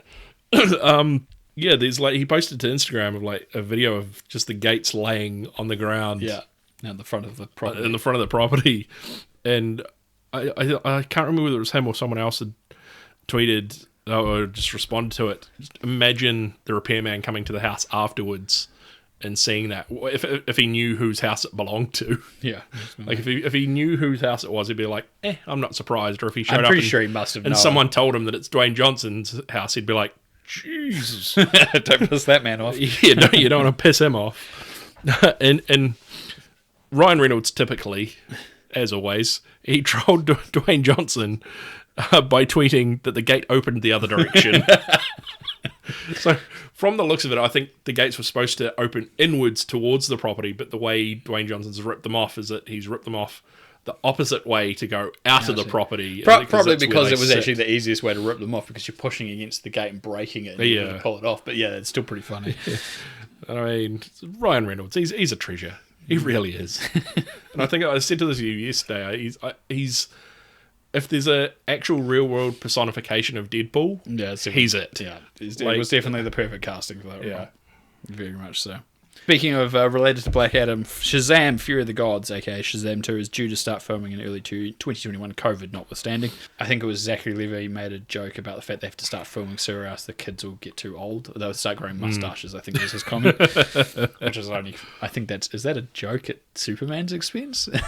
It could be. Oh, that's a good call. And then they have to CGI out the mustaches. I don't know. It's possible. But yeah, it's obviously not too far off. We'll come back to Shazam later on because there's some other news related to it and currently COVID related stuff. But yeah, it's definitely at this stage at least going to start filming early next year. Okay. Last episode we talked about James Gunn's Suicide Squad and the Suicide Squad and how he's allowed to use the because Marvel didn't need it for the Eternals. Yeah. Now just Eternals. So HBO Max is to screen the Suicide Squad prequel. Yeah, I wrote that and I was like, it's true though. It's screen the Suicide. It's like in quotes. Should be in quotes. I know that's how it's written, but saying it out loud, it's kind of bad English. It is, but way. You know what I mean. Yeah, like, I read do. This and I was like, okay. Yeah, so it's the Suicide Squad prequel focused on John Cena's Peacemaker character. Is to shoot in early 2021. To arrive sometime around the film's current release in August 2021. Yeah, they said it might be a little bit after, but around that time. And an 8-episode series is planned. Yeah. So is this going to be a one-off 8-episode series, or is it going to be a... I feel like it must be a one-off, just introducing the character, but obviously it tells you... If you're going to do a series on that character, it tells you importantly that he's an important pig in this cast list of very many characters, because you wouldn't go and make a series about a character who's just part of the ensemble unless there's an important reason for it. I think that makes sense. We will see anyway. Zack Snyder returning to Justice League shoot, as Ben Affleck, Gal Gadot and Ray Fisher will all return sometime in October to shoot items still missing from Snyder's cut to be released. Yep. Henry Cavill was listed as well, but has said he hasn't got anything he was needed for. Rumours say the additional Justice League shooting alone will be $25 million. That's pocket change for somebody. With the total cost of releasing the 4-part series being as much as $70 million in total. Yeah. Will the shots of the actors, now about 4 years older since the movie was first shot, be as noticeable as CG mustache replacements? Yeah, it's interesting. Obviously, what also adds an extra wrinkle is the thing with Ray Fisher and Warner Brothers and getting that done. Obviously, if it's just that Zack Snyder saying, I need him for this, then we need to do it, then they're just going to make it happen and pay him to do it, because obviously he's going to turn up and do those shoots. But yeah, for his age difference, there is something there. You're going to have to work on some good makeup and hair, and everyone ages. 4 years, people go, oh yeah, they won't have aged too much. Yeah, I think everyone ages a little bit, I think the ones with age will probably hit the most, maybe Ray Fisher and Ezra Miller. Maybe even though Affleck he's not listed. and maybe Affleck as well. Yeah, maybe with the greys if they show him without a cowl and that. But He already had the greys in the. Yeah, that's they true. added some greys to it, so maybe it'd be now not having to add as many greys. I don't but know. I kind of feel as though Gal Gadot and Jason Momoa probably won't look like they'll age much. And Momoa because wasn't even on the list of people needed for this, so who knows? But anything's possible, I guess. as we quoted last time, Snyder said he would rather blow the film up or burn it or whatever it is, rather than using Zack Snyder's footage. So this is obviously important to him. So to make it happen. You mean Joss Whedon? Did I say Joss? What did I say? You said Zack Snyder said he'd blow it up or burn it, other than using Zack Snyder's footage. Oh, I've got to keep that one in there. Yeah. Wow, that was embarrassing. My brain just did a double loop. Yes, Joss Whedon is what I meant. Maybe that's just a faux pas because that's actually what I want to have him with the Justice League Snyder cut. It's like it's completely worthless. Zack Snyder, please listen and blow the thing up. Just don't even bother releasing it. All right, He that's won't fair listen then. to that. He wouldn't listen. If he was listening, he would be like, "Fuck you, man! I'm not doing any of that shit." Yeah. I'm gonna digitally erase as many mustaches as possible. Fuck yeah. Oh my god. That was a massive thing in my head. Like, honestly, didn't even register what I said, but obviously I knew what I was wanting to say. Yeah, it's all right. The Batman returns to filming after Robert Pattinson or whoever it was Quote. that caused the production delay for recovers from COVID. Yeah, because obviously it was never confirmed who it was, and then the discussion was that it was Robert Pattinson, but then they never said that it was. So yeah, Nobody ever confirmed whoever or it denied. was, if it wasn't Robert Pattinson, has recovered. Yeah, so yay. I guess we'll see the film when it comes out, although we've got some more about that in the delays later on. After coronavirus delays, Mission Impossible giant ramp motorcycle jump on the side of a cliff images appear online, followed later by videos shot by locals which show Tom Cruise doing the actual stunt. Crazy man that he is. And using a parachute to survive the fall away from the jump. Honestly, I recommend people to go check this out. It's pretty crazy. It's a huge ramp. So Macquarie put up pictures of them starting the shoot again and had the ramp, and it's this massive construction. It must have taken weeks to build. And it's all for the purposes of like him doing this massive jump. And I don't even know how there must be some plot reason to justify a giant ramp over a canyon in the middle of nowhere. Like, to me, when I first saw the images, I was like, I thought Evel Knievel was dead. Like, it really does seem like something set up for an Evel Knievel stunt. I mean, is it a case that they're going to CG a giant rock face over the top and he's actually just going to be doing a jump off a cliff? That might be the point, and they had to build a ramp for the purposes of the jump. But I suspect it's not, because most of these things they tried to do, they've said they're doing them for real and for real purposes. So why they would have to then replace the ramp with something else to make it look like he wasn't doing this jump off a ramp? So there has to be some plot reason why all of a sudden Tom Cruise is gunning a motorbike off this giant ramp that appears out of nowhere and parachuting to his safety. But it's actually him. You see the footage. You see him like parachuting, hanging his parachute on his way down, like paragliding. It's basically down and then landing and him walking off, all smiles and waves. Following that, there was also some posts made by Chris McQuarrie, the director, and other people online showing Cruise and the crew filming on top of a speeding train in Norway, and the train's fucking actually bolting. Barreling, And they're not filming at the time. They're obviously setting for a shot, but Cruise is just like chilling out. He's just sitting on the side of it, giving waves to the people on this other whatever transport they were looking from, another train, a car, a truck, or whatever it was. It definitely reminded me, with not just Tom Cruise, but with all the crew on there, it reminded me of like one of the trains you see in like India and that part of the world where like just filled with people. Well, and then people are like, hanging on the side, and Chris McQuarrie's just standing that. there. You can see him with his grey hair standing there, just waiting for the shot. And he's not doing anything. He's just waiting. They're just all hanging around. It's so weird. From what I can tell, I'm sure they've all got like safety harnesses, but it didn't really look like they had safety harnesses on. Yeah, they did, but there's also a section of train on the next car that's got like some blue screens coverage just to make sure, obviously, that it doesn't... whatever they're filming that direction, don't get the shot of the crew or whatever they're supposed to not be seeing ahead of them. Sure. It was really weird. They're all super chilled, which is hilarious. Yeah, and you even see it like in the video. Like, I think people on the train that are next to it, in a way, are sort of pointing out, going, "Oh, it's Tom Cruise," or whatever. I don't It's a think film shoot, and then yeah, film shoot, and then they realise, and then Tom Cruise just casually sitting there, sort of legs almost over the side, just giving a friendly sort of wave and a smile, yeah. like, you know, couldn't care less. Another day, You know, day. yeah, he's Another just day like, on the shoot. yeah, it's like he does it every day, sort of thing, you know. This is my usual commute Yeah, to work. exactly. That's what it is. That's exactly what it is. It was funny too because I'm going to say the other thing we didn't write down here, but I told you about this, and you seen the video, and you're like, oh, I wonder if there's going to be a helicopter involved, and I was like, well, funny you say that's that. right. And then so Chris McQuarrie, obviously, I had a shot where Cruz is on top of the train, and there's a camera crew to his right, but it was on a monitor that Macquarie wasn't on the train, or was on the train but out of shot, and it showed the shot from the side of the train, and there's a helicopter flying around the top of the shot. Yeah. And I was like, So- oh, shit, can't have a train sequence in a Mission Impossible movie without a helicopter there. Yeah, so whether the helicopter's like a camera helicopter, we don't know, or whether it's part of the scene, we'll soon find out. But it's still kind of funny. It's a bit of a callback to the Yeah. first movie with the helicopter train thing at the end of that one. Yeah, for sure. So the production has actually concluded shooting in Norway, which is where the filming of that jump in the train were, and they're now heading back to Italy, which obviously that was where they had to abandon the shoot last time because of the Yeah. coronavirus outbreak. And the lockdown there. And now it's kind of gotten to a suitable, normal level of like anywhere else. They're able to go back and continue filming, so that's where they're going to next. Eddie Redmayne has confirmed that filming underway of Fantastic Beasts 3 after long delays. Yeah, it's interesting. I'm going to bring this up. You were like, no, not, but All right. like, I'm going to pull a frame of this as like, how successful is this film going to be in the current situation with J.K. Rowling's statements? That's more where I'm going with this. Yep, that's fair. Because Eddie Redmayne's kind of sat on the fence a little bit about it and kind of tried to please everyone and no one with his statements about it. And I just can't see between this and your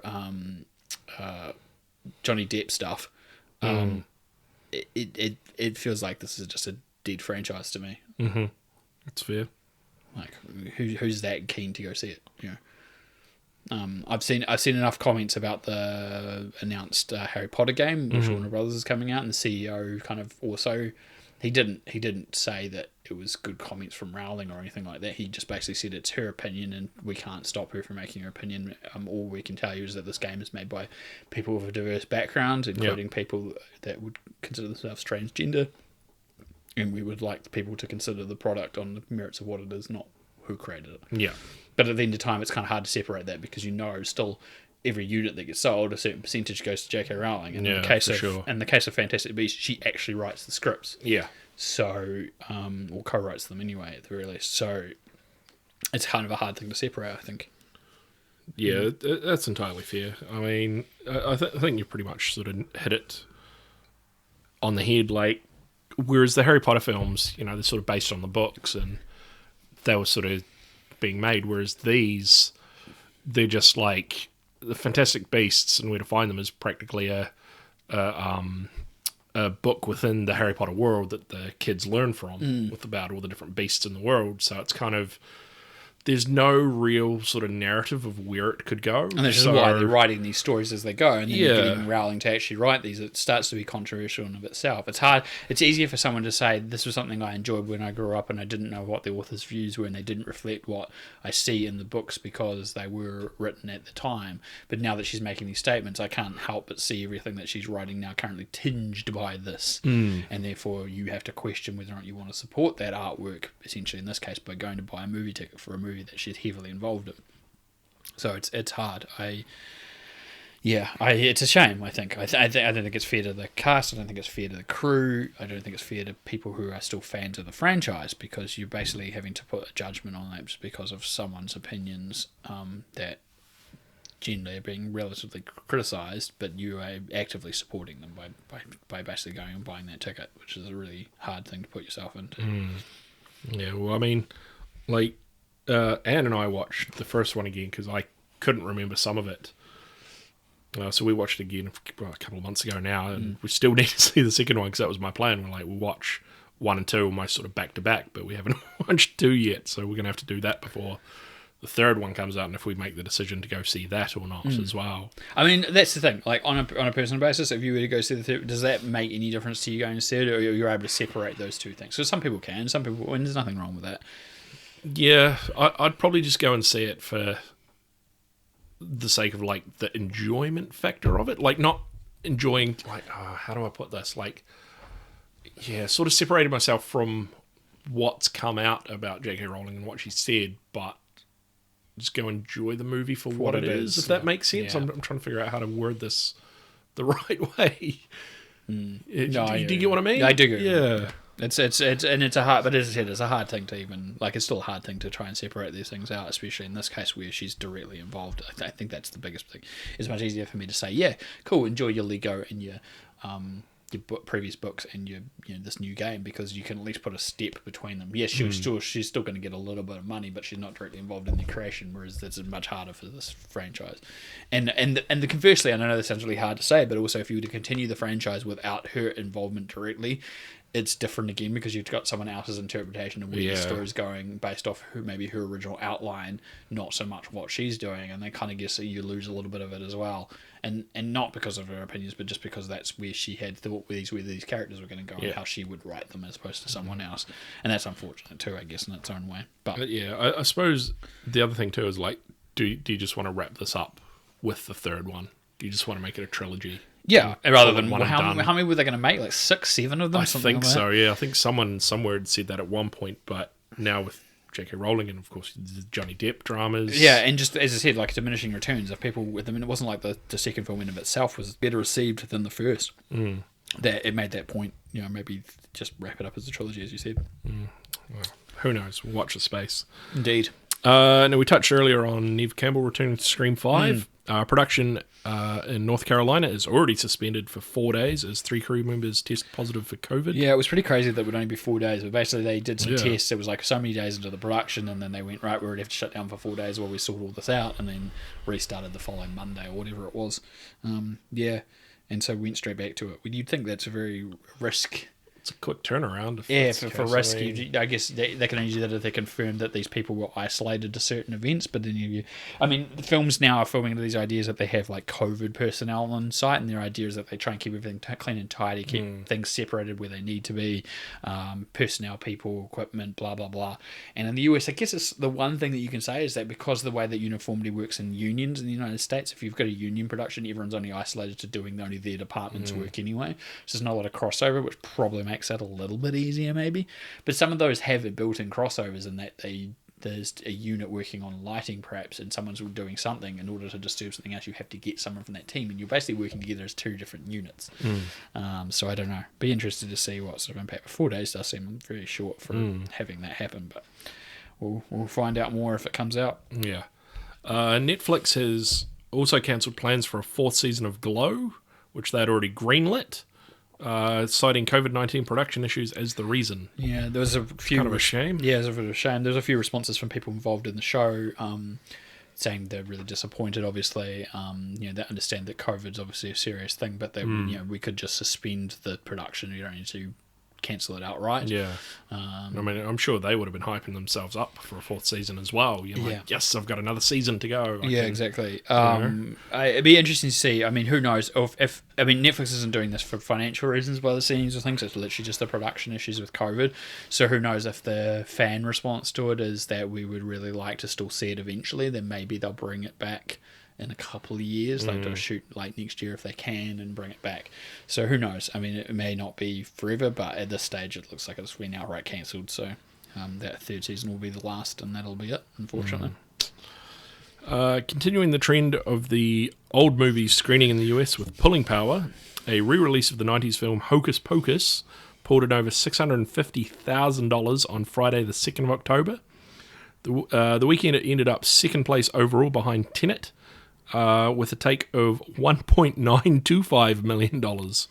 Tenet made $2.7 million by comparison for the number 1 spot. That's pretty good for an old film from the 90s that has got what I would normally consider quite a cult following, but clearly that cult following is influencing new cult followings, or like people taking their kids.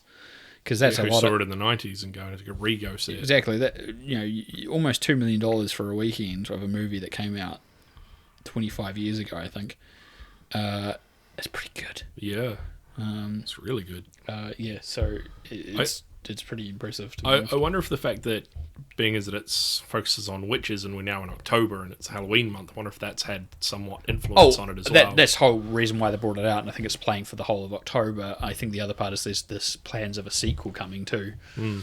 So I think that it's kind of a little bit of hype around it, and people taking, as I was saying, people taking the kids to go see this movie they really enjoyed when they were younger, especially would all be contributing to it, and a lack of other options or other classic movies that everyone's already seen against it, or they've already seen over the summer. So I think what's going to be interesting telling is obviously as we get in closer to winter in the United States in certain districts, obviously this idea of drive-in movie theatres is not as viable as it was over the summer. So it'll be interesting to see what impact it does on box office.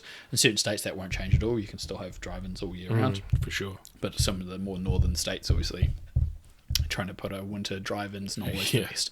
The weather's not always the greatest. No, you sort of... you'll kind of be taken out of it if you go to a drive-in movie in the middle of winter and it's like snowing, like and the projector's sort of going within the snowfall as well as the screen. Yeah, so you'll kind of be taken out of it a little bit, I feel. And of course, speaking of drive-ins, UK Cineworld and Regal Cinemas in the US, they still have more woes after the James Bond film delays. Obviously, going back to this whole thing about drive-ins, with less cinemas in the States to screen stuff, even the movies that have come out that have been screening are going to be impacted, so box office numbers have dropped for that reason as well.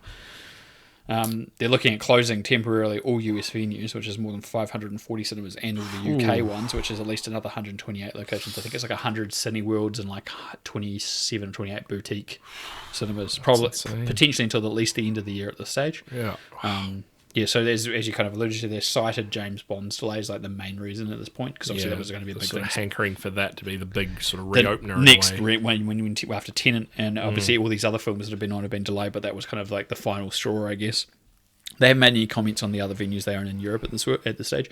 I used to go to Cinema City when I was in Hungary, and they own that, and all the other ones throughout that kind of Europe, kind of remain middle to Western Europe, especially.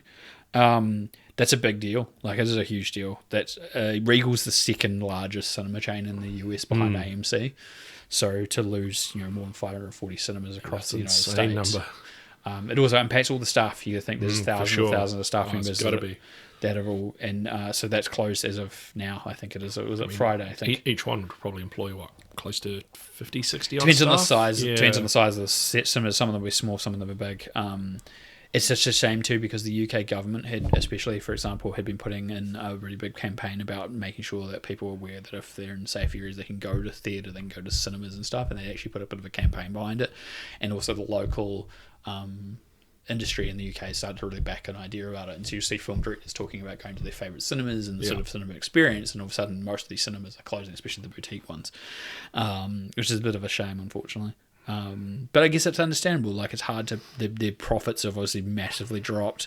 It's hard to convince people to go to the cinemas in locations that are more risky. We've been lucky here. We've had some minor closures over certain levels, but generally the cinemas have stayed open when we're not at level 4 or level 3. Yeah, when they sort of can, and we can sort of have people spread apart.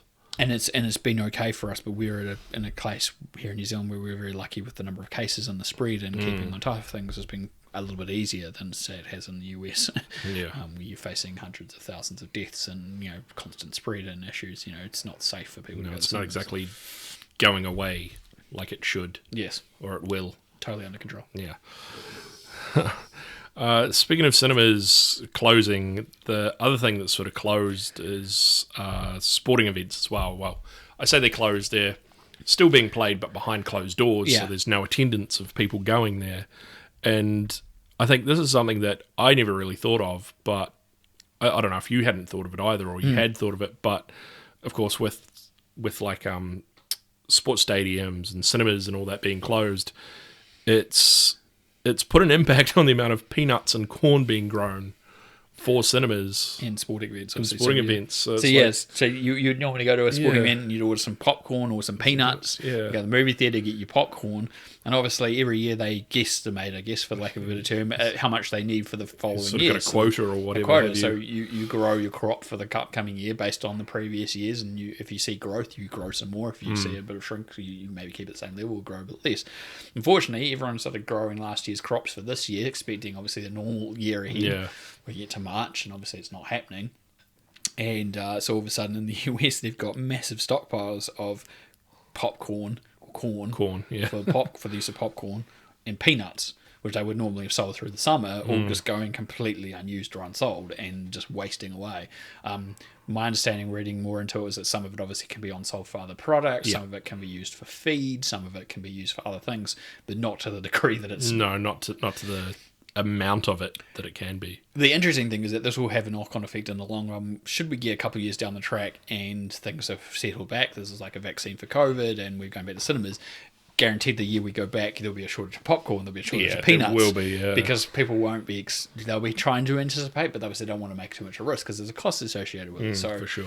But it also has an impact on the people that are growing these, the farmers, the Yeah, 'cause production they people. They probably won't be getting paid either. Exactly. For the amount of money that they're sending out, they won't be getting that The back. value back, yeah. They would is a say shame.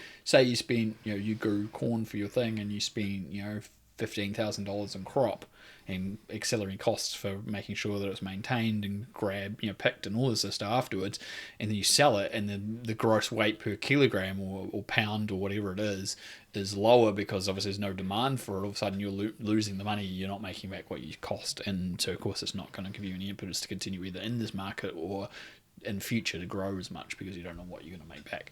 So yeah, definitely a risk. But yeah, I hadn't thought about this well. I just happened to see a news story and I thought, wow, that's really crazy and something you just don't think about at all. So Yeah, it kind of reminds me of like the useless items that they have in The Simpsons, like the escalator to nowhere and the giant magnifying glass and the giant popsicle stick skyscraper. Paper. Like you could just have like mound of peanuts and mound of corn just sitting somewhere on the side of somewhere in a state. yeah, definitely.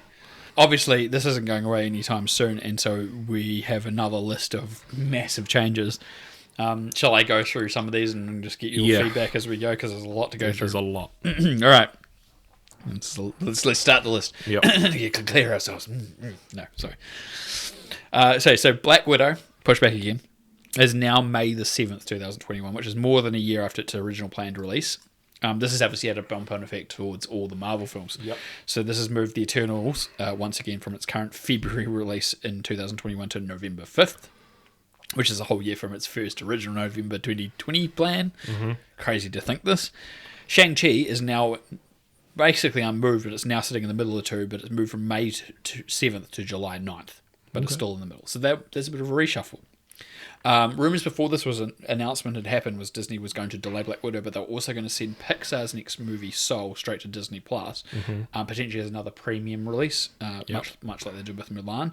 Nothing has yet been confirmed about Soul, though, which is still currently scheduled for release on November 20th at this stage. Okay.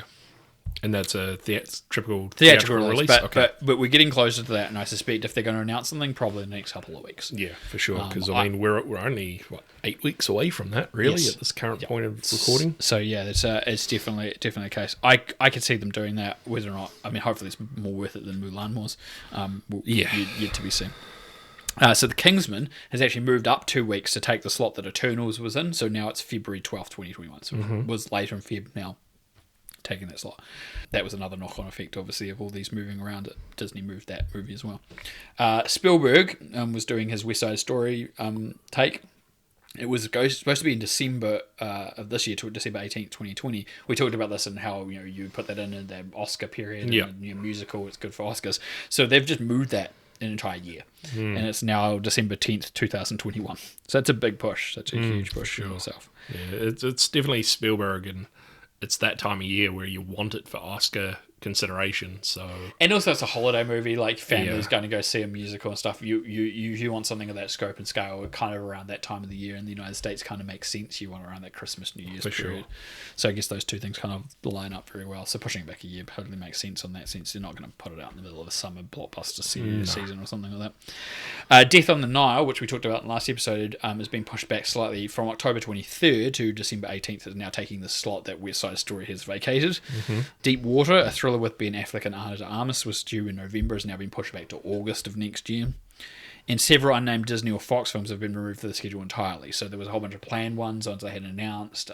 They've all just been postponed, basically, or cancelled outright. Well, we don't know because we don't even know what they were to begin with. yeah. As we alluded to with the Regal Cinemas Cineworld thing, James Bond has been delayed, so it was pushed back, obviously, if you remember, from April this year to November. It's now gone from November to April next year, so April 2nd, 2021 at the stage. So it's now been delayed a whole year, basically, from its original release date. It seems like a lot of things are being delayed at least a year, if not slightly less, but When give or take that 12 months finally sort of period. settle that 12-month thing. With this pushback, Universal has now pushed back Fast 9, which was due on the original date, and that Bond is now on in April. So now it's been pushed back to May 28th, 2021. So there's another couple of months added to its already 12 months delay. I jokingly said to you at the stage, should we start calling it Slow 9? yeah, I kind of think we might have to. Yeah. That release date for Slow 9 has slipped again. Yeah, well, it's possible. Wonder Woman 1984, after our last episode when we were talking about the recent trailer, has been delayed yet again now to December. It'll come out on Christmas Day in the US, which is likely to be the 26th in other Boxing countries. Day for us. For us and other countries that don't allow movies to release on the 25th. June, or Dune, depending on where you are in the world, was scheduled for December 18th, has been delayed. It's now been pushed back to October 1st, 2021. They just released a trailer for it as well, which we will get to shortly. Obviously, that was a big delay, and I guess that probably would have been the other big impact that, other than Bond, that may have pushed those cinemas to decide to close, because that was the next movie after Bond that was supposed to be a big event. Warner Brothers then basically dropped a bombshell of a bunch of notifications about what they're doing for the next basically 2 to 3 years. They've got lots of buckle in. Alright, so they revised the schedule. It moved. The next Matrix film went to December 22nd, 2021. This is actually the only film in this list to move up, because originally it was set for April 2022. I think the reason being, obviously, without these other movies all being pushed back, and the Matrix is actually far enough along pre-COVID and post-COVID shooting. When I say post-COVID, we're still in COVID, but you know what I mean, that it's still shooting now in Germany. So it will probably be able to be finished by the end of next year. Okay. Assuming we're back to normal schedules by then and things aren't still getting pushed back year. And we're sitting here 12 months from now talking about that as well. The Batman, as we alluded to earlier, has gone back to starting shooting again, has gone from October 1st, 2021, where June has now gone, to March 4th, 2022. The Flash, which was scheduled for June 3rd, 2022, is now November 4th, 2022. Shazam 2, which, as we said, is going to start shooting at the start of next year, it was November 4th, 2020, is now June 2nd, 2023. Man, those kids are going to have mustaches. Yeah, exactly. And you have to put a to be determined on Black Adam, was scheduled for December 22nd, 2021, and their planned Minecraft film, which was set for March 3rd, 2022, is they're both now removed from the schedule for the time being. And Warner Brothers also scheduled 2 yet unnamed quote-unquote event films for June 3rd and August 5th of 2022, respectively. Warner said that the rescheduling is due to the impact of COVID on production causing delays. Totally understandable in this current climate. Not a surprise whatsoever. That's a huge amount to kind of take in, but it's basically Warner's entire schedule for the next 3 years. Yeah. That's a lot. But at least they're being sort of open and upfront about it, and not just sort of staggering this news, like every couple of months or something. They're just giving us a whole list. They're like, nah, we've made a blanket decision. And this is what's happening. Yeah. So good on Warner's for doing that, I guess. And two more changes that are worth mentioning. Robert Zemeckis' take on Roald Dahl's The Witches, with Anne Hathaway skipping cinemas entirely now and heading straight to HBO Max on October 22nd, just in time for Halloween. And Jurassic World Dominion, just before we recorded this, has been pushed back 1 year, basically, from June 11th, 2021 to June 10th, 2022. I would suspect in this case it's the fact that obviously production was delayed by COVID. They're now shooting again, obviously, as we know, but it's more about just giving them the time to put it out and not be crowded around other releases or having to push it back again anyway next year. So that probably makes sense.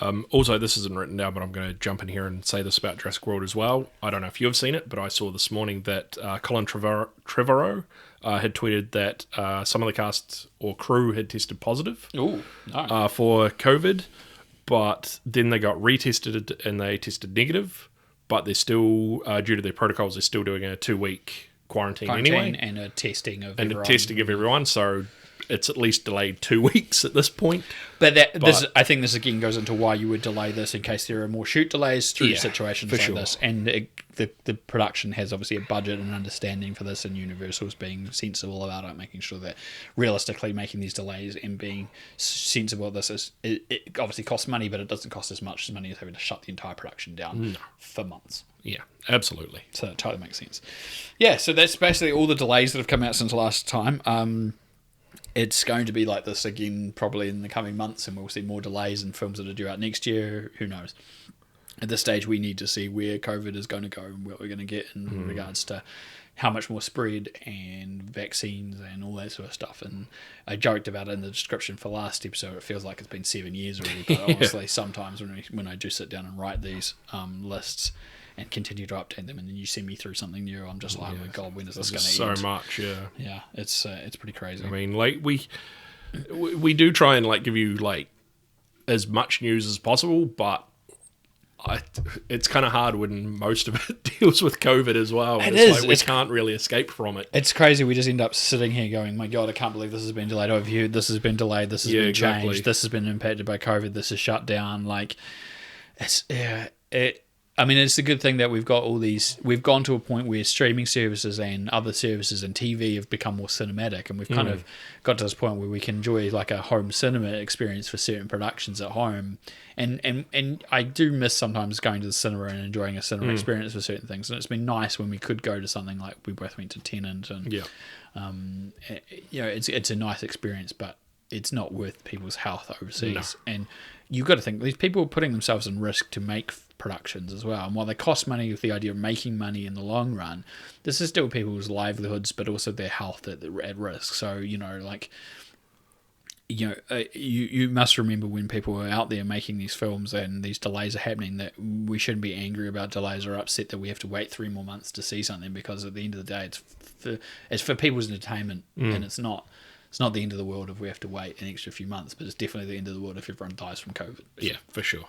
Yeah. I kind of want to just touch on a quick irony here, that even though we're both in reasonable well health, and everything else has been affected by COVID, in a way we're still kind of affected by COVID too, because we still have to bring all this news out and not just that, but I mean everyone is in their day-to-day lives. You think about it, like in our country, the restrictions we put on people who are having to wear masks in working environments, social distancing, governing law changes, travel restrictions. Like right now, neither of us could leave this country. We could, but there's very limited places we could really want to go or need to go to. Really, there's definitely limitations, and that's everyone. And some countries are worse than others. If you've got worse health conditions, or if you're in the United States and you're in an area that there's more cases of COVID than elsewhere, then obviously you're just going out is putting risk on your life. So I think it's everyone. Not to say that isn't us sitting here talking about all this. So clearly, it takes a big chunk of what we're talking about every time we get together for one of these episodes. But yeah. So it's a hard thing to fathom sometimes. Yeah, just a little. Like you try and do what you can to take your mind off it, but sometimes it just comes back. And that's the irony of this whole thing, is that people want to crave this entertainment to sit there and enjoy something and take their minds off what's going on.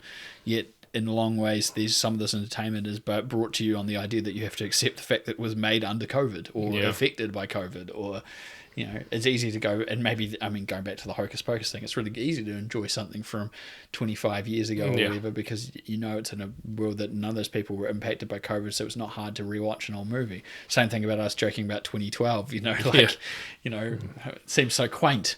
Yeah. It seems so peaceful back then. Silly disaster movie because we thought it was like the end of the world, joking time-wise, but 2012 was a comfortable year by comparison to 2020. Absolutely. Very...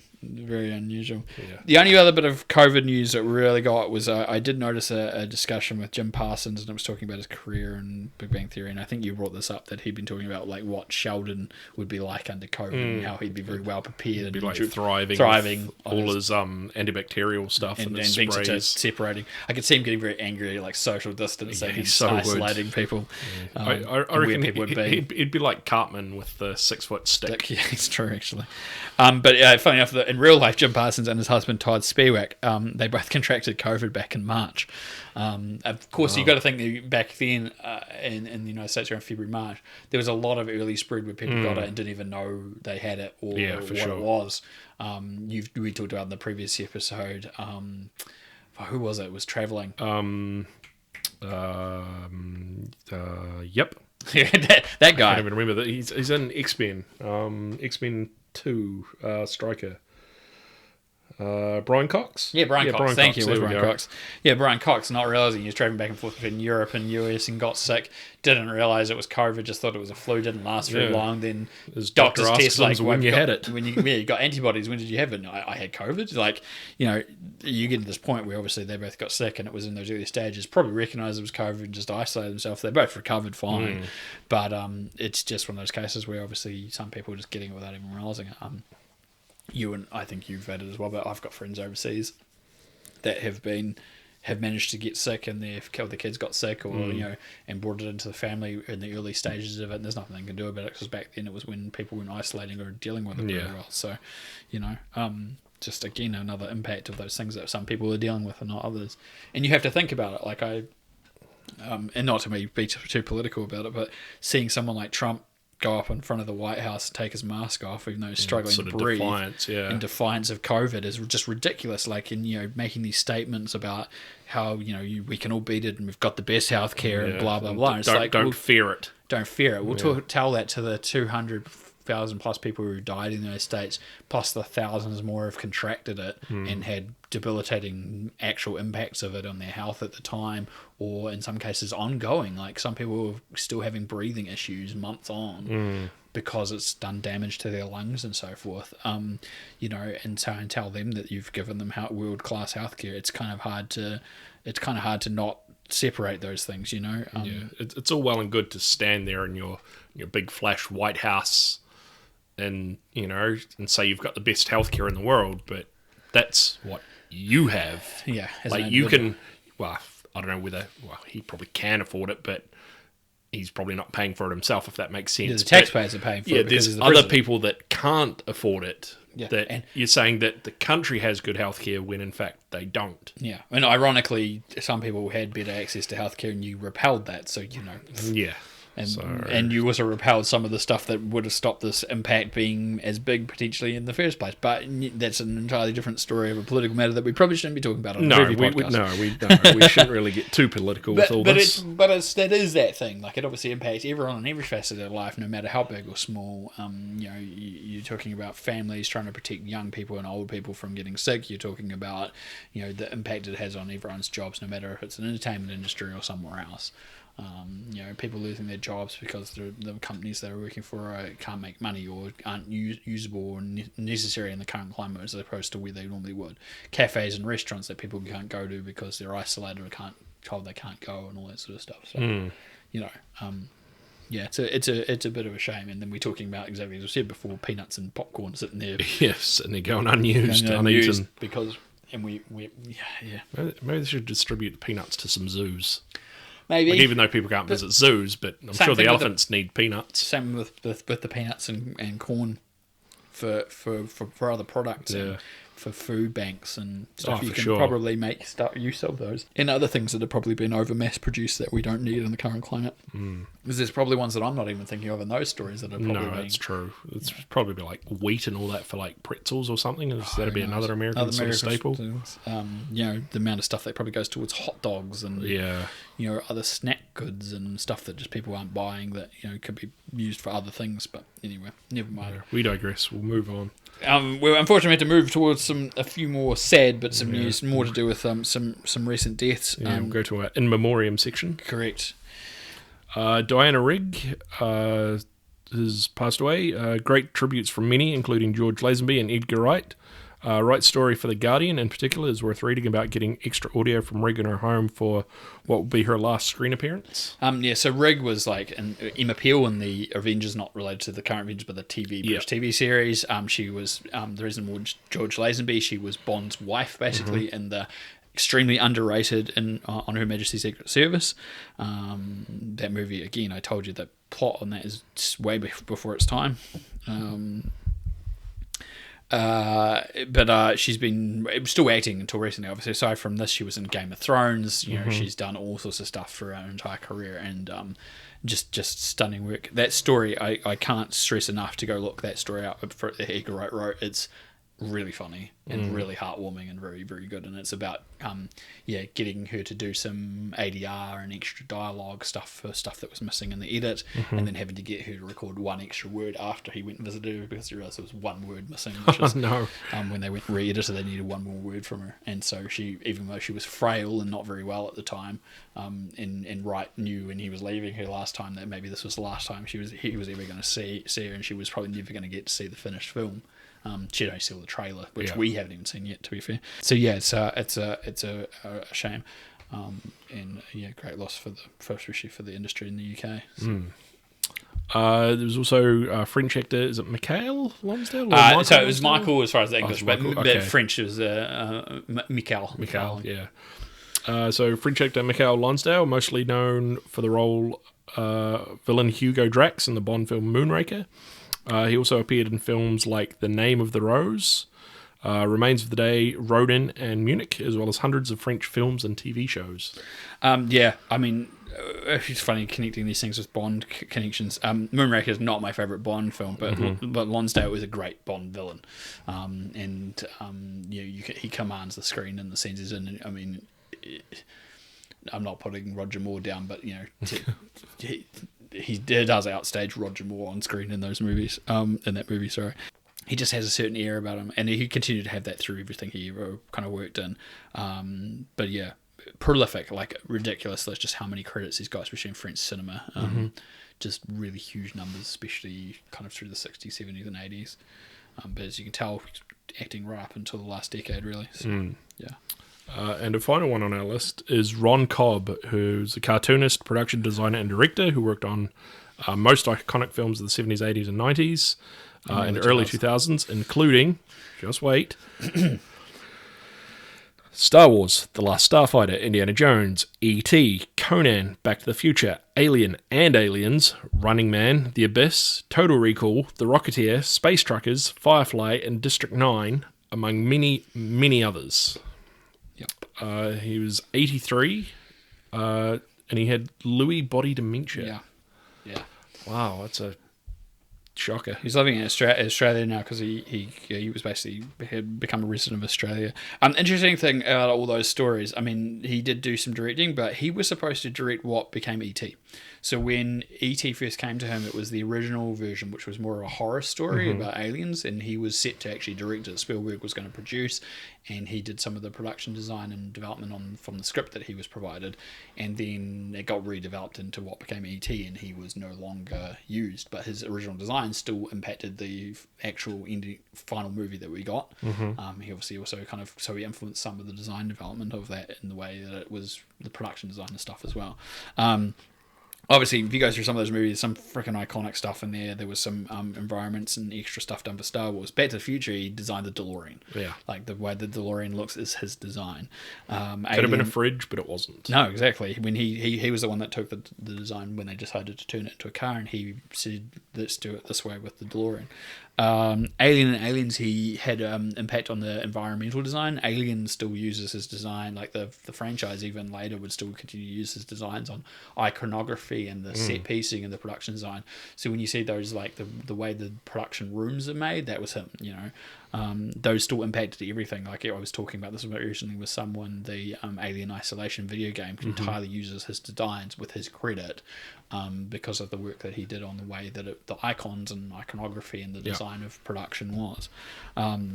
He did early design for stuff like The Rocketeer. I put Space Truckers on there because I know you've watched that movie plenty. A couple of times now. District 9 did some early production work for Weta and for the director very early in the stages as well. So like just a crazy amount. And obviously it's pretty easy to say without him, a large number of these films would look and be very different things. So. Oh, absolutely. Like, it's almost like saying how any film scored by John Williams would sound different by anyone else. Yeah, exactly. Like, it's the same sort of thing. Yeah, totally understandable. Like, it wouldn't be the same movie. No, that's it, exactly. We'll move on to the trailers. Yeah, we've got quite a few to get Getting through. towards the end, but yes, we'll get into the trailers. The WandaVision trailer, it's come out. It shows a bit more of what's potentially going to happen in that series or universe. Very intriguing, very interesting. I wrote this down because I thought it was great. Kevin Smith tweeted out about how excited he was after he saw the trailer, and Paul Bettany responded saying it's going to get more and more bonkers, which I think totally makes sense, to be quite honest. There's obviously some very overt connections to the House of M comic line in there. Character development, kind of people can guess maybe who some of these people are, what the scenario is. It's pretty easy to break down the idea that this is an escapist reality of Scarlet Witch's mind after the death of Vision in the cinematic universe. But there's reference to that even in the trailer. I'd be very interested. You said it is coming out this year, isn't it? I think it is, yeah. Either later this month or next month, I can't remember. Maybe it's a little bit November or something. Yeah, after I honestly can't remember. Had its first few episodes. I'm just more excited for Mandalorian because it's coming out later this month. I was going to say, we'll get to that because it was a trailer for the second season of that. And you're, again, like we alluded to last episode, you're extremely excited. I really am. I'm giddy. Counting down the days, weeks, and months, and minutes. I really am. Whatever we're on the 7th already as the day of recording this, so we're 23 days away from excitement. He's far too excited. I really am. He's way too excited. I'm like a fat kid in a candy store. What stood out to you in that trailer, since you've probably watched it about a bajillion times, I'm assuming? Well, I just far too much. I mean, it looks like the Din Djarin may return to Tatooine. We saw a Tusken Raider on a dewback, but then again, it may not be Tatooine. I mean, it's another desert planet, as we've seen it could before. just be another desert planet, like we saw the Jawas from the first season. That we know they're not native to Tatooine as well. Yeah. So maybe the Tusken Raiders aren't. We're just assuming it's Tatooine, but we also see I think I've said in a previous episode, the rumored WWE superstar Sasha Banks is in it. She's a hooded character as the moment as the voiceover of the I can't remember not the engineers, the female character from the first season, the machinist. Oh yes, yeah. Yeah, you hear the voiceover of her talking about the Jedi being like a old sort of religion and that. So it's kind of rumored that, I think I alluded to this in the previous episode too, that she could be playing Sabine Wren from Rebels, so a live action version of that. But we still don't know. I've read online that people are also saying that she could be a Jedi hunter, so she could be hunting for the child. Yeah. Because I think the character that she's somewhat saying, that some people are saying, is that she kidnaps Force-sensitive beings to train them for her own purposes away from the Jedi, but... Can I just ask you this, just to interrupt this? You've obviously been reading a reasonable amount online surrounding it, right? Yeah. Do you feel like this ruins the potential for things to be surprised for you if you didn't read the stuff and you watch the episode and all of a sudden something happens and you go, ooh, I wasn't expecting that? Yes and no. Like, I kind of do it to myself, to be fair, if it does happen, but... I guess in this case, you would probably be sitting there guessing who these people are and what's going to happen anyway, so... Yeah, I like to learn as much of the lore as possible, like if there's small stuff that I still don't know, so...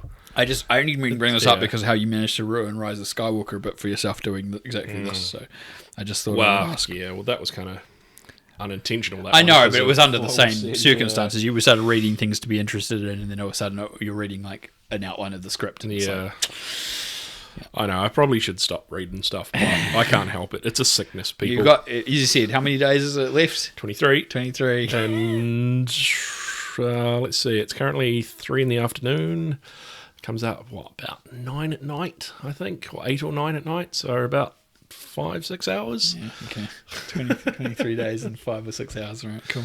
Got to remember there's different time zones around the world. I'm trying to think of when Mandalorian came out last time. It was about 8 or 9 at night, I think. He was excited, people. You're not denying this fact that he was clamoring, waiting for it to drop, and then he's like, "Oh, it's here!" And we all sat down and watched it. Yeah, just got to wait the 5 minutes for Disney Plus to update.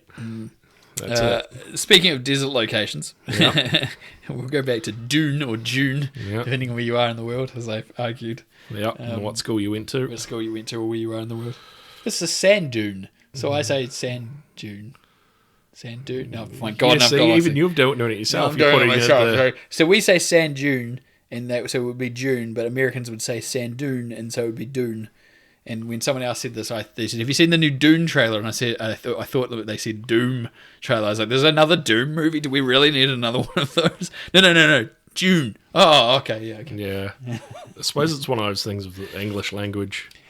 My thing is, obviously, this film is supposed to be 2 films, so it's covering the source material over 2 films, but large chunks of what's in that trailer is in the original movie. There are comparison trailers just showing the scenes that are similar, and you start to realise how incredibly ahead of its time the original version was, really, for scale and scope and effects and stuff. I still don't like Timothée Chalamet. He just looks like he bored his way into the movie. You know, it's that air of like a rich kid who looks a little bit out of place. And I said this to someone, they totally, it's exactly the same idea I think. He just looks like he bored his way into the movie, like he shouldn't be there, but he's like some famous person's rich kid who's like, he just doesn't, unless that's the role he's playing. Like, I've watched Little Women and he's playing basically that role. It worked perfectly for him because it's exactly what he looks like. But you put him in this role and I just like, yeah, he just doesn't. Everyone else, great. Yeah. Everyone looks like they should be there. He just doesn't. I just don't get it. But the rest of it looks good. I wasn't too convinced on using the Pink Floyd music for the trailer a little bit. I was like, whoa, that's a bit weird. I pointed this out to someone. They were like, oh, that's what it was. I was trying to work it out. It's like really familiar, and I couldn't put my finger on it. And I said, oh, yeah, it's Pink Floyd. Oh, yeah, that makes sense. Ugh. So, yeah, I don't know. It's a big thing for a lot of people, and I was worried before the trailer dropped. There's a lot of hype surrounding it, considering the dramas of even getting the first version of the movie made, and Denis Villeneuve's track record on a visual standpoint is very impressive. You know, like Blade Runner and Arrival and all that sort of stuff. So, I can understand why people were excited about it. So, I'm still keen to see it, but now we're going to be waiting until October anyway. So the trailer dropped, and then they delayed the film from December to October next year. So, we'll probably see another trailer in about 6 months. Yeah, I would say. There was also the Borat 2 trailer. Yeah, as we alluded to when we were discussing it, it's mostly focused around the idea that obviously Borat, there's 2 kind of elements going on, that Borat is famous and infamous. Yeah, so he's people infamous know who he is now. In his home country, his supposed home country, he's infamous and people don't like him. And in his home, in the America, people recognize him on the street, and so he's trying to disguise himself. So it's almost meta in that level, because it's like Sacha Baron Cohen disguising himself as Borat, disguising himself as Sacha Baron Cohen or one of his characters. Yeah. It's a bit weird. I get what you mean. Yeah, it's a kind of a weird one. But there's this whole thing to do with this. Is it his daughter, or is it like a family member that he's bringing, this girl that he's bringing? I think it is his daughter. It's because she makes a comment about the father, doesn't she? Yeah. And so about how he's bringing her to be the mother of the wife of the nation, but if Michael Pence, I guess. I don't know. It's very weird. It's typically Borat. Yeah. And it'll probably have some nude fight scene at some point in the movie, because I would everyone say. wants that sequel to that. And a not overexposed, it's the wrong term. The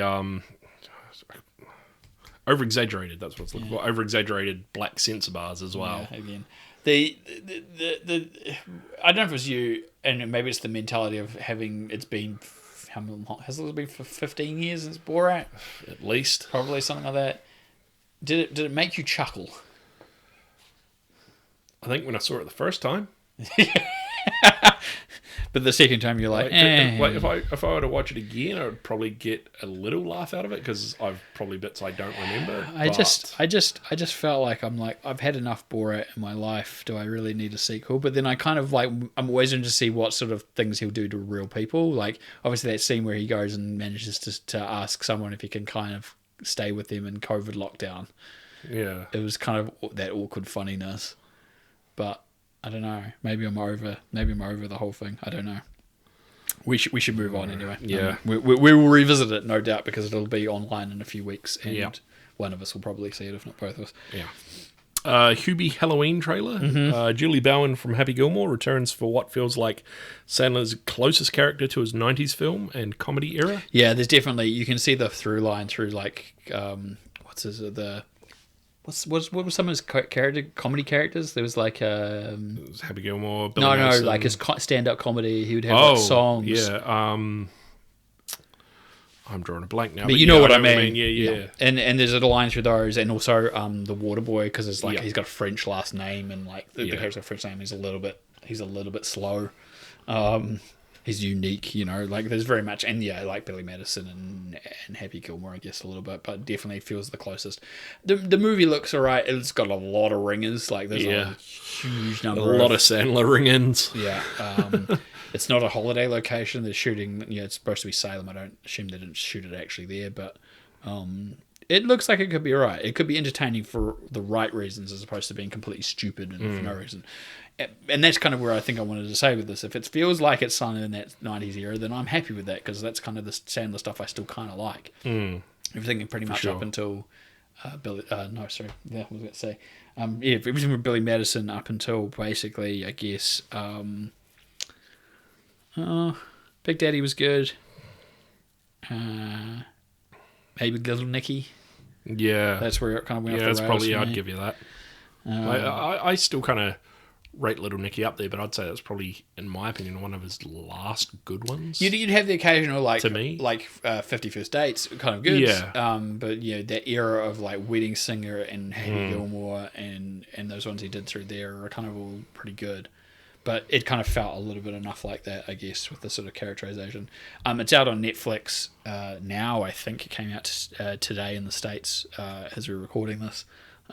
So it's probably online now for everyone to watch and judge for themselves. So keeping with the Halloween tradition, there's Freaky trailer, not to be confused with Freaky Friday, although it kind of fits in that sort of narrative as well. It's a riff on that idea. It's a Blumhouse riff of that, where it's and also the Rob Schneider's The Hot Chick as well, in a way as well. It's the same sort of movie parallel. Hot Chick was already a riff on that as well. Yeah. Where two people sort of trade bodies. This time it's Vince Vaughn, and I'm unsure of the girl's name. Oh, I can't remember. I didn't write it down. But but she's just like a regular high school girl, and she just kind of flies under the radar of everyone's She's sort of the unpopular girl. She's and he's a serial killer. Yeah. And he goes to kill her, and in doing so, he doesn't kill her. They swap bodies, and now all of a sudden he's now the killer in her body, and makes her look like super attractive, and like everyone, and starts killing people, and he's now having to convince her only friends that it's her in his body, and to try and get them swapped back. Yeah. So if you've seen like Free Friday or The Hot Chick, it's the same sort of element where body swap and they need to somehow get it back before the curse or whatever is lifted or stops or whatever. And the director was the director who did Happy Death Day and Happy Death Day to You, so it probably has that kind of sensibility of humour and stuff, which, as far as I'm concerned, was good. I enjoyed both of those. The first one perhaps more than the second one. So I kind of get the feeling it'd be a good kind of piece of escapist entertainment, just a bit of a laugh and some jump scares and silly things. Yeah, I'd say there will be. But also comedy as well, so... Continuing on that trend, we talked about this earlier, The Witches. Yep. The trailer dropped when they announced the fact it was coming to HBO Max. I'm feeling different about it. I think you were the same when you saw the trailer. It looks like it could be good, but I'm not convinced of Anne Hathaway compared to, say, Angelica Houston. No. I feel like maybe the CG, knowing Robert Zemeckis, is perhaps a bit heavy-handed over the old prosthetic effects. Yeah. Stanley Tucci is the hotel butler. Great piece of casting, I think. I kind of feel, I'm going to jump in here, I kind of feel that he's probably going to steal the movie and probably going to be the best part. It's probably true. In my opinion. And they've location swapped it to America and race swapped it to a black child and his grandmother, which is fine by me. It's, if you're going to make an appeal for American movie and do something different, I'm fine with that too. It makes sense.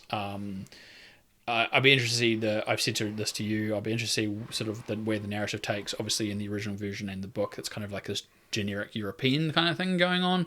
So it's kind of hard to change that a little bit into classic Americana where those sorts of events were kind of happening. But I guess you've also got some, we'll talk about Salem, like witch trials and like the existence of witches in America to kind of draw on a little bit, and also be interested to see where the ending goes. The book obviously is different than the 1990 film version. That version kind of gets a somewhat of a happier ending, not a kind of an open ending like the original book did, and whether or not they go with that book version or kind of continue down the trend of a happier ending like the film version did will be yet to be seen. But we'll find out in just a couple of weeks, because now it's going to HBO Max, so no doubt that will come up online. For sure, and as you alluded to before, I'm sure one, if not both of us, will probably see that at some point. Indeed. Now, another Blumhouse film coming out is the Craft Legacy trailer. Yeah, I thought this was quite funny because we're always making that comment about Lego sequels, and here we are, literally in the title, it's a Lego sequel because you actually see connection to the original Craft film with a photo of Fruza Balk's character from the original movie, and obviously the fact that he also kind of it's almost a remake in its own way, that there's these girls and they decide to start getting into this occult stuff, and it looks like it could be good. The trailer was one of those ones where I couldn't quite tell enough out of it to tell how good the film would be, but on a visual and ironically craft level, it looked fine, I think, and the cast looked good.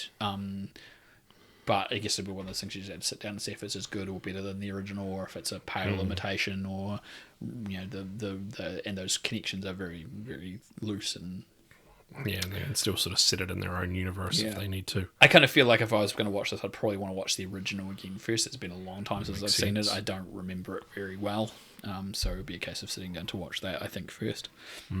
But in some ways, I'm putting that sequel at a disadvantage because of comparing it directly to the first after just seeing it. I don't know. Yeah. But I personally would probably want to watch.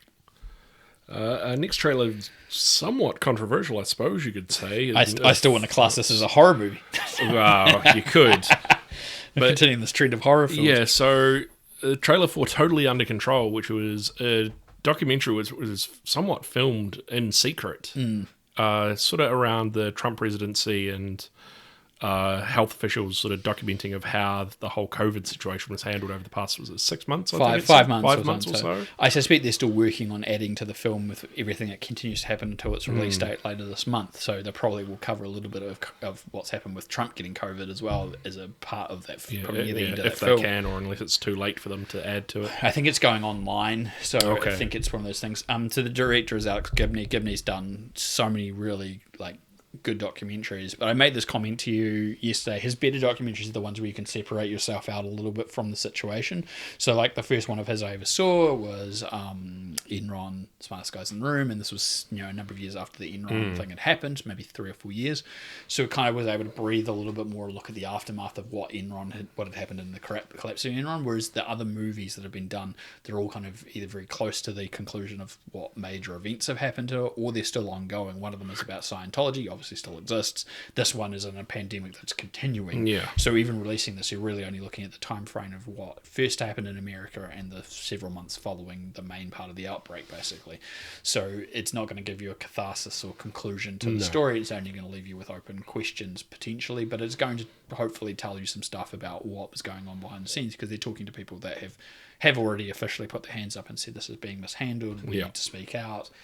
They're talking to specialists and stuff, and it's not to say that obviously just any documentary, especially with something so controversial as can't be potentially one-sided, but considering the pedigree of this person's deep dives into these categories generally tend to be quite open. I would be very shocked to not see that happen here, where there'll be conversations about what has been done right and what hasn't been done right, I suspect.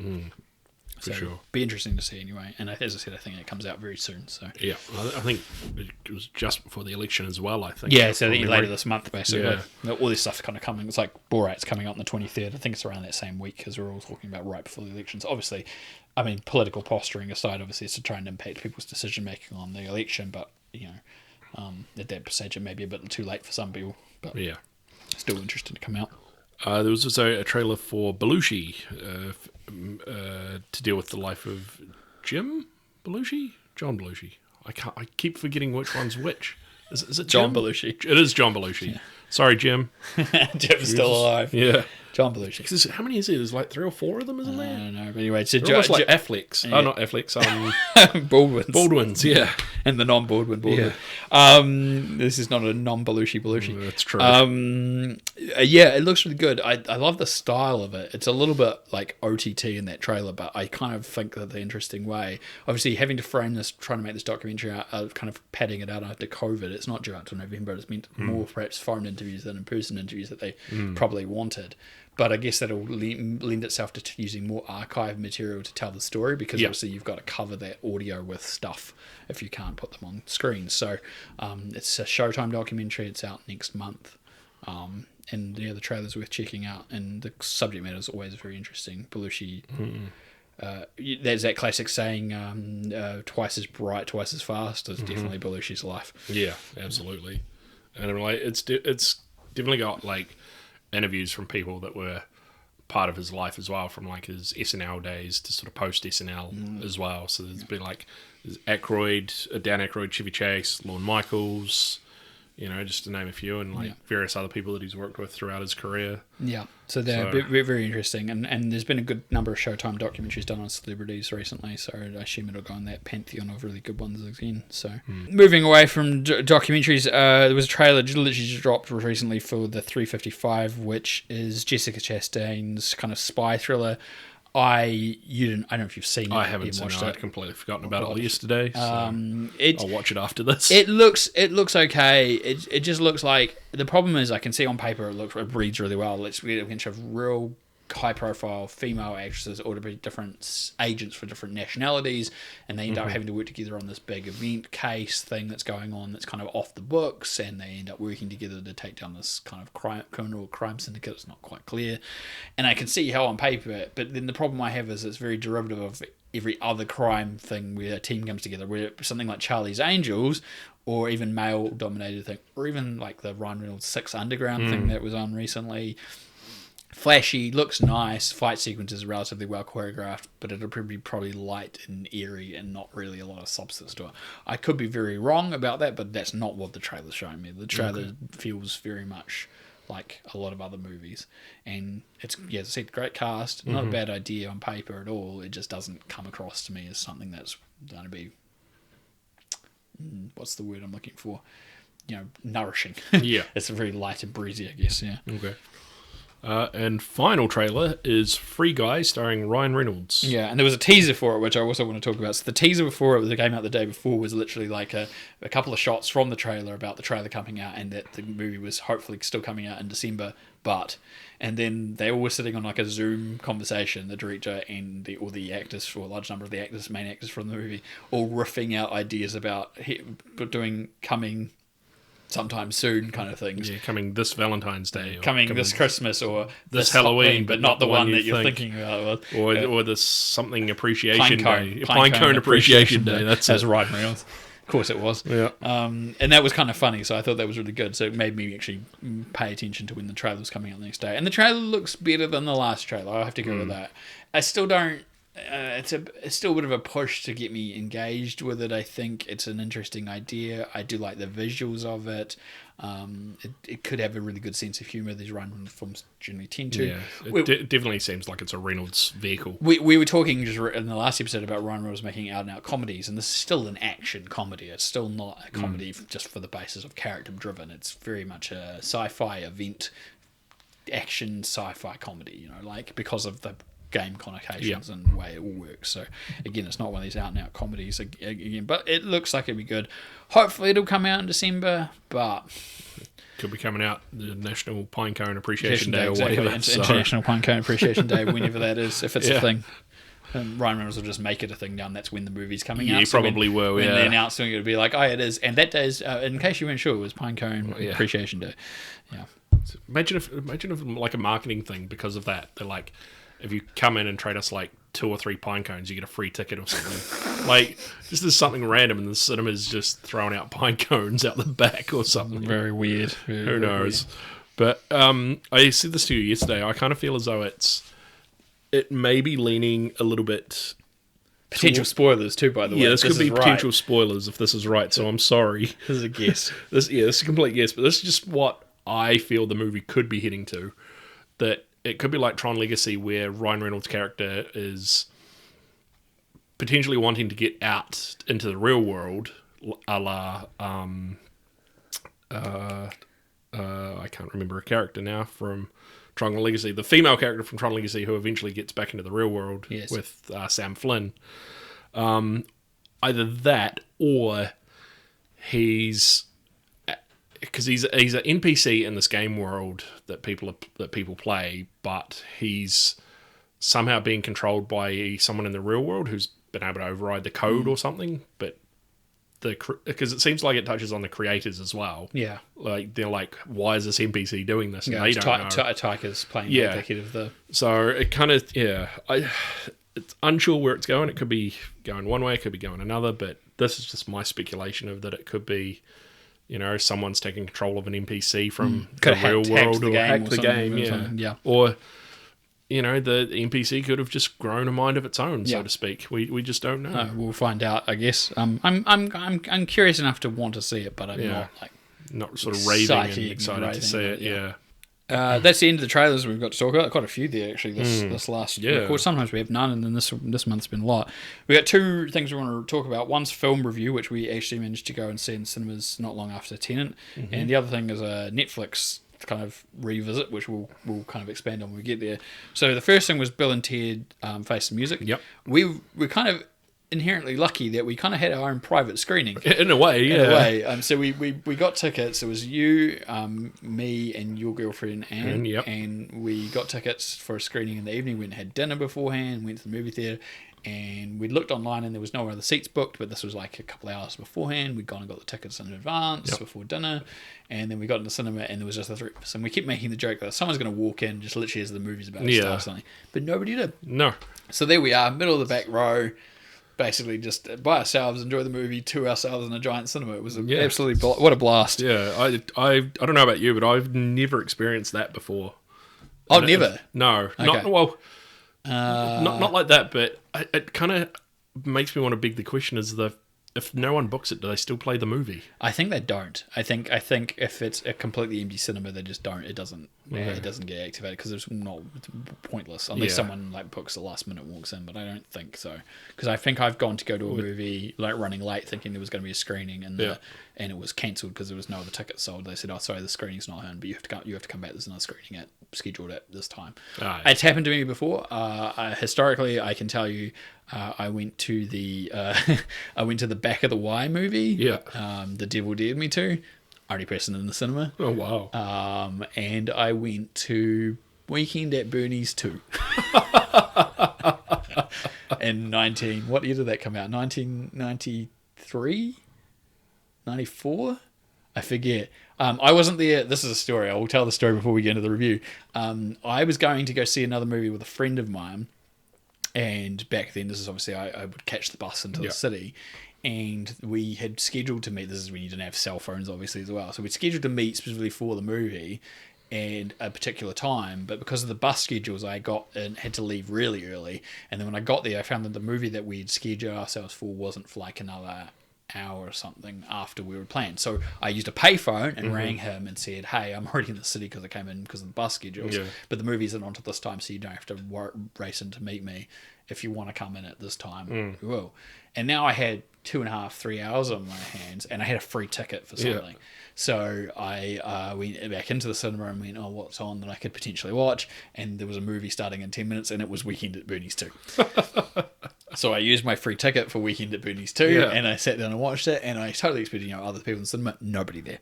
I was the only person sitting in the back of the row.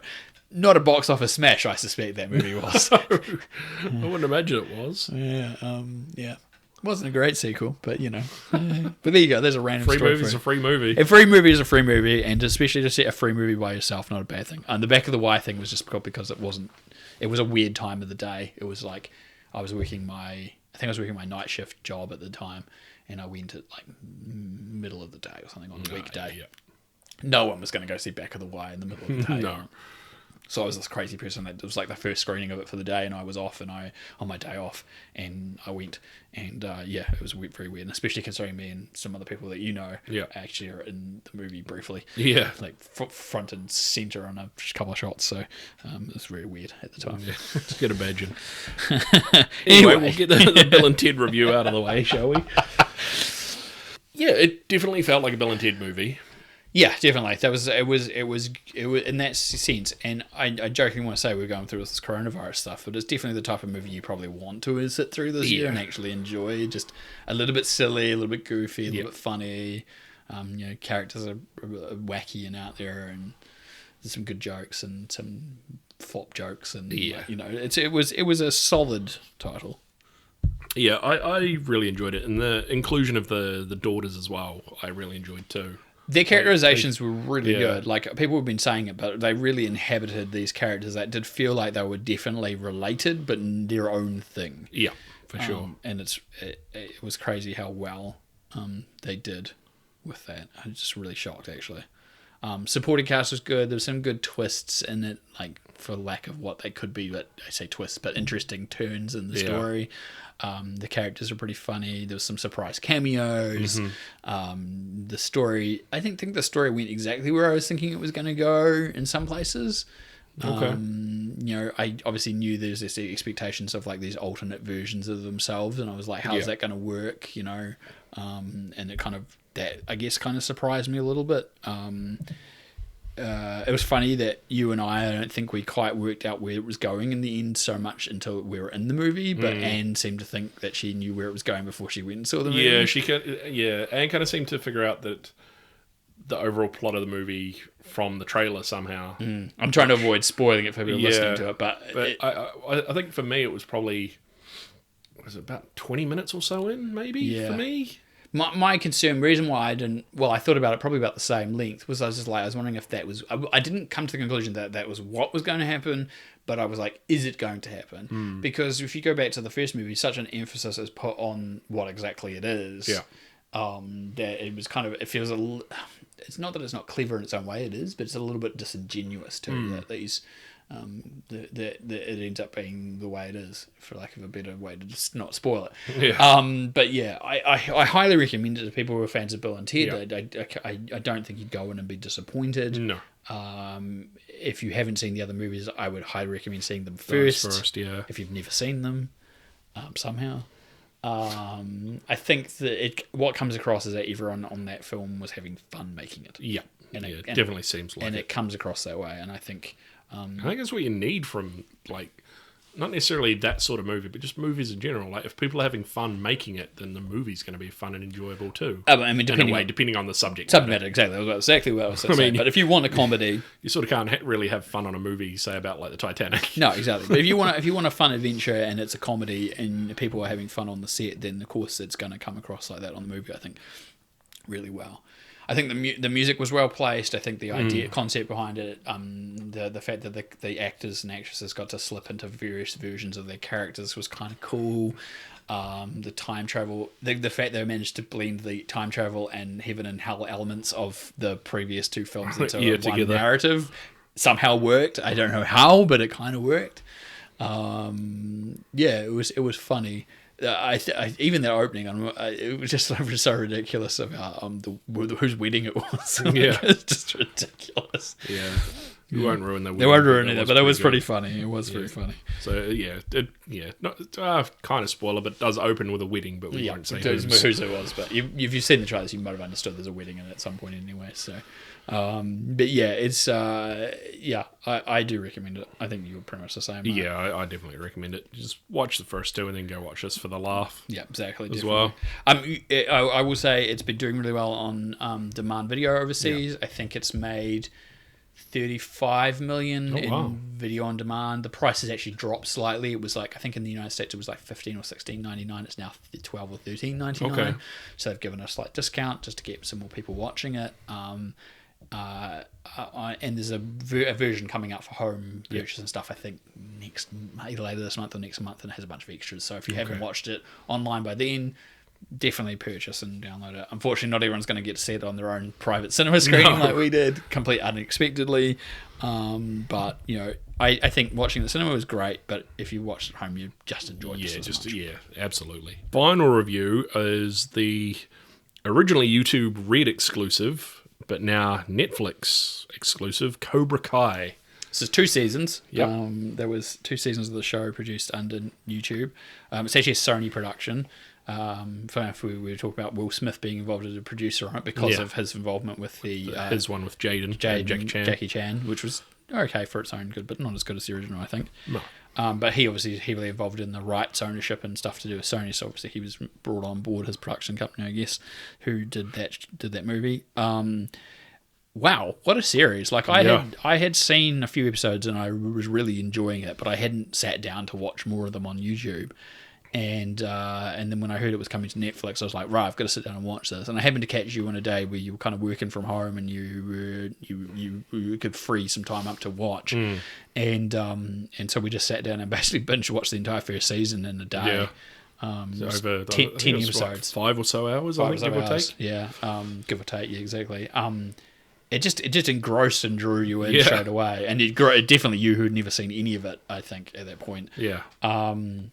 And I'd seen the first 3 or 4 episodes, but that was as far as I'd seen. But I just wanted to keep watching it. It's definitely one of those bingeable things. It is, and it's just like, I don't want to endorse binge watching because it kind of could be bad for you, but it's just one of those things that you can't stop. Yeah, and they were getting anxious about, we need to sit down and watch the second season. Yeah. We had to watch the second season. So now. we had to try and make time for that. And we found a day and sat down and watched the entire second season in a row as well, because it was in the exact same manner. We just basically sat down and watched all the episodes, and now we're already counting down for a season 3, which is in January. So aside from Ryan being excited about Mandalorian, we're both sitting there going, waiting for we're like, January, Cobra Kai 3, yep. But I mean, to preface this for people who don't know or haven't seen it, obviously it's a continuation of the Karate Kid film franchise, at least the first 3 with Daniel LaRusso. And Ralph Macchio, who plays the character, comes back, but is focused, especially in its first episodes, around his main rival in the first movie, who's played by William Zabka, Johnny Lawrence, and the karate school that he went to, and as it alludes to in one of the episodes, that even LaRusso went to at one stage in the second movie. I just thought about that too. The mentor who was actually funding Cobra Kai, who's in that one, was like Kreese's like funding person, hasn't even come back into the series. And I'm like, I wonder if they're going to bring him and his family involved into it. Oh, I hadn't even thought about this. I don't even know about this. It's kind of spoiler to me. Oh, sorry, yeah, I haven't seen. I've only ever seen the first Wow. Karate Kid when I was younger. So. All right, I'm ruining something for him. That's all right. Now he has to That's see. fine. Well, there's a good reason for you to watch the sequels. No. But anyway, it's this mix of like obviously there's this situation going on with them and their kind of existing rivalry from the past that kind of ends up kind of exploding into the modern days. It's kind of put them in the reverse position. Lawrence was like a bit of a spoiled rich kid with a horrible stepdad who got into karate, and Macchio's character and his mother had moved from New Jersey to California, and he was living in a shitty apartment block, and by the start of this series their roles have reversed. He's living in a palatial mansion with a series of very high profile car yards selling expensive cars, and Zabka's character Lawrence is basically making the shitty apartment making ends meet doing DIY jobs at people's houses. It's just a clever reinvention and re-update of a series that revels in its existence, revels in its lore, but manages to do some interesting, unique things, and turns the scenario where in the original Karate Kid it seemed very easy to be one-sided about who you're supporting into a series where everyone makes shitty mistakes and good decisions and bad decisions, and no one's ever right or wrong. They're just existing, and then to have the element on top of it with the kids and the school and students at the dojos, and it's a very deftly handled balance of a lot of plates in the air. Oh, for sure. And I definitely think that the writers of this are just so smart about what they're doing and how to not just go, I remember all these things from those movies. Here it is again, but it's kind of updated, but there's a slight twist. Yes, it is updated, there's a slight twist, but they kind of expand on the lore as well, with like having the kids involved and making it's them, even the thematics of like Yeah. balance. The whole thing around the series is this idea that the philosophy of Miyagi in the original was like the yin and yang balance to things, and that balance to life. The series adheres to that idea about everything is balanced. So if a character comes from a certain background, there's an opposite situation to them going on at the same time, and if that character changes, the balance changes the opposite way for someone else, and it's almost like it's a clever shorthand for really clever writing. That everything has an action reaction kind of thing going on, and it just excels on upping the stakes in situations. And when you see something coming from one side, all of a sudden something else happens.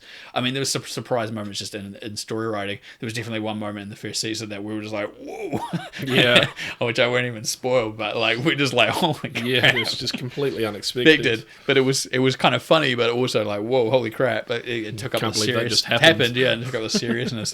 But these things would happen constantly almost throughout the series. Sometimes not to that degree, but just like, ooh, what's going to happen now? Holy crap, that happened to that character. What the hell does that mean? You're like, well, that person's going to react this way, and then it happens, and sometimes stuff happens you expect, and then other times it's just not what you expect at all. Yeah. And so that element of surprise is still there. And it's funny. I the only concern I have with this whole thing is not Cobra Kai itself, but what this could lead to, which is that some other people are going to look at continuations of other TV shows from movies and TV shows in the 80s, which they can update into a format and try and copy and emulate the success.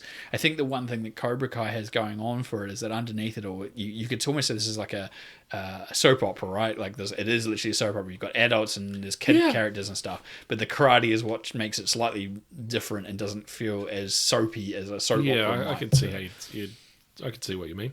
And I think that's the difference. It just gives it a unique balance, and then you're existing off something, a franchise that already exists, kind of gives it that other little bit of a difference. They keep bringing back characters and people from the original films, which is kind of cool, and I think that's only going to continue as the seasons go on. Yep. There was obviously another Karate Kid movie with Hilary Swank and Pat Morita at one stage. It'd be very interesting that they can bring her character into the fold and the connection there. Obviously, the main love interest from the original Karate Kid, it keeps getting referenced as her character anyway. It was played by Elizabeth Shue. Bringing her back into the series would be an interesting twist as well at some point. Yeah, I think she's rumoured for season 3, and considering the way that the series continues to reference her character, it seems an inevitability for that fact. And there's some more villains and bad guys that I've alluded to in the other movie sequels, which should still be in stories. There's a whole bunch of stuff to do with one of the sequels with in Japan and Mr. Miyagi's family and stuff. Yeah.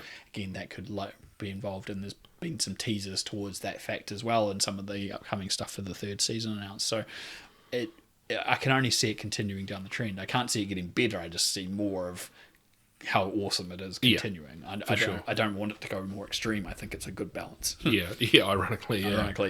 What they're doing works, so they don't need to change anything. Yeah, I just want to see them continuing this level of story writing. The kids are committed. Some of them have got karate experience. It's good. If not, they do now. Exactly. The choreography is really good. You and I were very impressed with the large scale sequence in the last thing, especially when you find out how long they had to shoot it and practice it. Insane. So I think, without giving it away, what Rob's alluding to is that there's a scene towards the end of the final episode of season 2, and there's a behind the scenes sort of shot where the kids involved in it, they sort of break the scene down as well. And that's a good behind the scenes and gives you more insight into it as well. Yeah, definitely worth watching after you've seen the scene. It's just shows you how much has gone into it, but also how little time they had to prepare. I think they said they had 3 or 4 days to prepare and a couple of days to shoot the whole thing. Something like that, yeah. So it's very impressive for how involved and long that sequence is, and just even the number of one-ers like in that, not long takes without cuts and. Or trying to hide cuts if there are any, and it's very impressive. So, honestly, I can't recommend it enough. I'm looking forward to seeing the third season next January, and then and the fourth season that they've already announced for as well. So, and I mean, if you haven't seen Cobra Kai but you've seen Karate Kid and want to see Cobra Kai, I would probably recommend rewatching Karate Kid. I mean, I'm definitely going to watch 1 again and then sit down and watch 2 and 3, but Do you want to probably watch Cobra Kai again when we again. come back next episode? Do you want to talk a bit more about Karate Kid if you go and sit Yeah, down and watch it? we can do a retro review, And if see you how end up it ties in. watching the other films as well, we can talk about this at a later time Yeah, as well. for sure. I wouldn't actually mind sitting down and rewatching them myself. So, All right. I'll be happy if you let me know when you're going to watch them. If I'm free to sit down and watch it with you guys as well. So, I'm very, very keen. All right, that sounds like a plan, Stan. Awesome. We'll talk about it more in a future episode. For sure. Oh, that's finally brought about the end of this episode. Probably sitting around another 2.5 hours, I think. Yeah, I think I'm just slowly watching the time as we go through it. It's close to about 2. Yeah, so if you like this episode, make sure to like us on, what are we on? Facebook, YouTube, Yep. Podbean. We're on Spotify. We're on Spotify. Apple, iTunes. We're on... I keep forgetting all the ones they keep telling me I can join, and I join them and then forget what they're on and don't advertise them. There's like... I can't even remember. There's so many of them. I should look All this up and sorts. make this list next time rather than just leaving it to the wind. But as always, like, share, subscribe. That'll tell your good, friends. Yep. Post it on your community board, as Ryan always says, or your Yep, that one. Your local Bingo. news. Yeah, bingo. bingo supermarket As your supermarket bulletin board or your Supermarket. for sales. for sales. Maybe we should start doing that. Don't know. Maybe we get more listeners if we do it. Maybe. I mean, we tell other people to do it, but we don't do it Yeah, we ourselves. probably should just do it ourselves. I mean, we just sort of promote it this way, really. we'll hang a giant banner on the front of the house. We could do. If they Yeah, were we'll going do that. past. Yeah. How much Should would that? How much would that cost, though? I don't know. We need that money. If the creators of Fast and Furious are listening and they want us to take our FAST10 Your Seatbelts idea, give Yeah. us that money, so then we can create a giant banner for the front of our house Perfect. That's a to great promote idea. our Okay. podcast. That's synergy. We'll even say it's brought to you by the Fast and Furious franchise. We'll put that on there Yeah, and just let it be what it is. yeah, we can do that. We'll just every episode be like, this episode brought to you by the Fast and Furious franchise. Yeah, we can do that. If we do that, we'll be good. Fast and Furious presents Real Time. And then we get like $1 every time we say that or something. Who knows? I'm gonna have a jingle in there somewhere.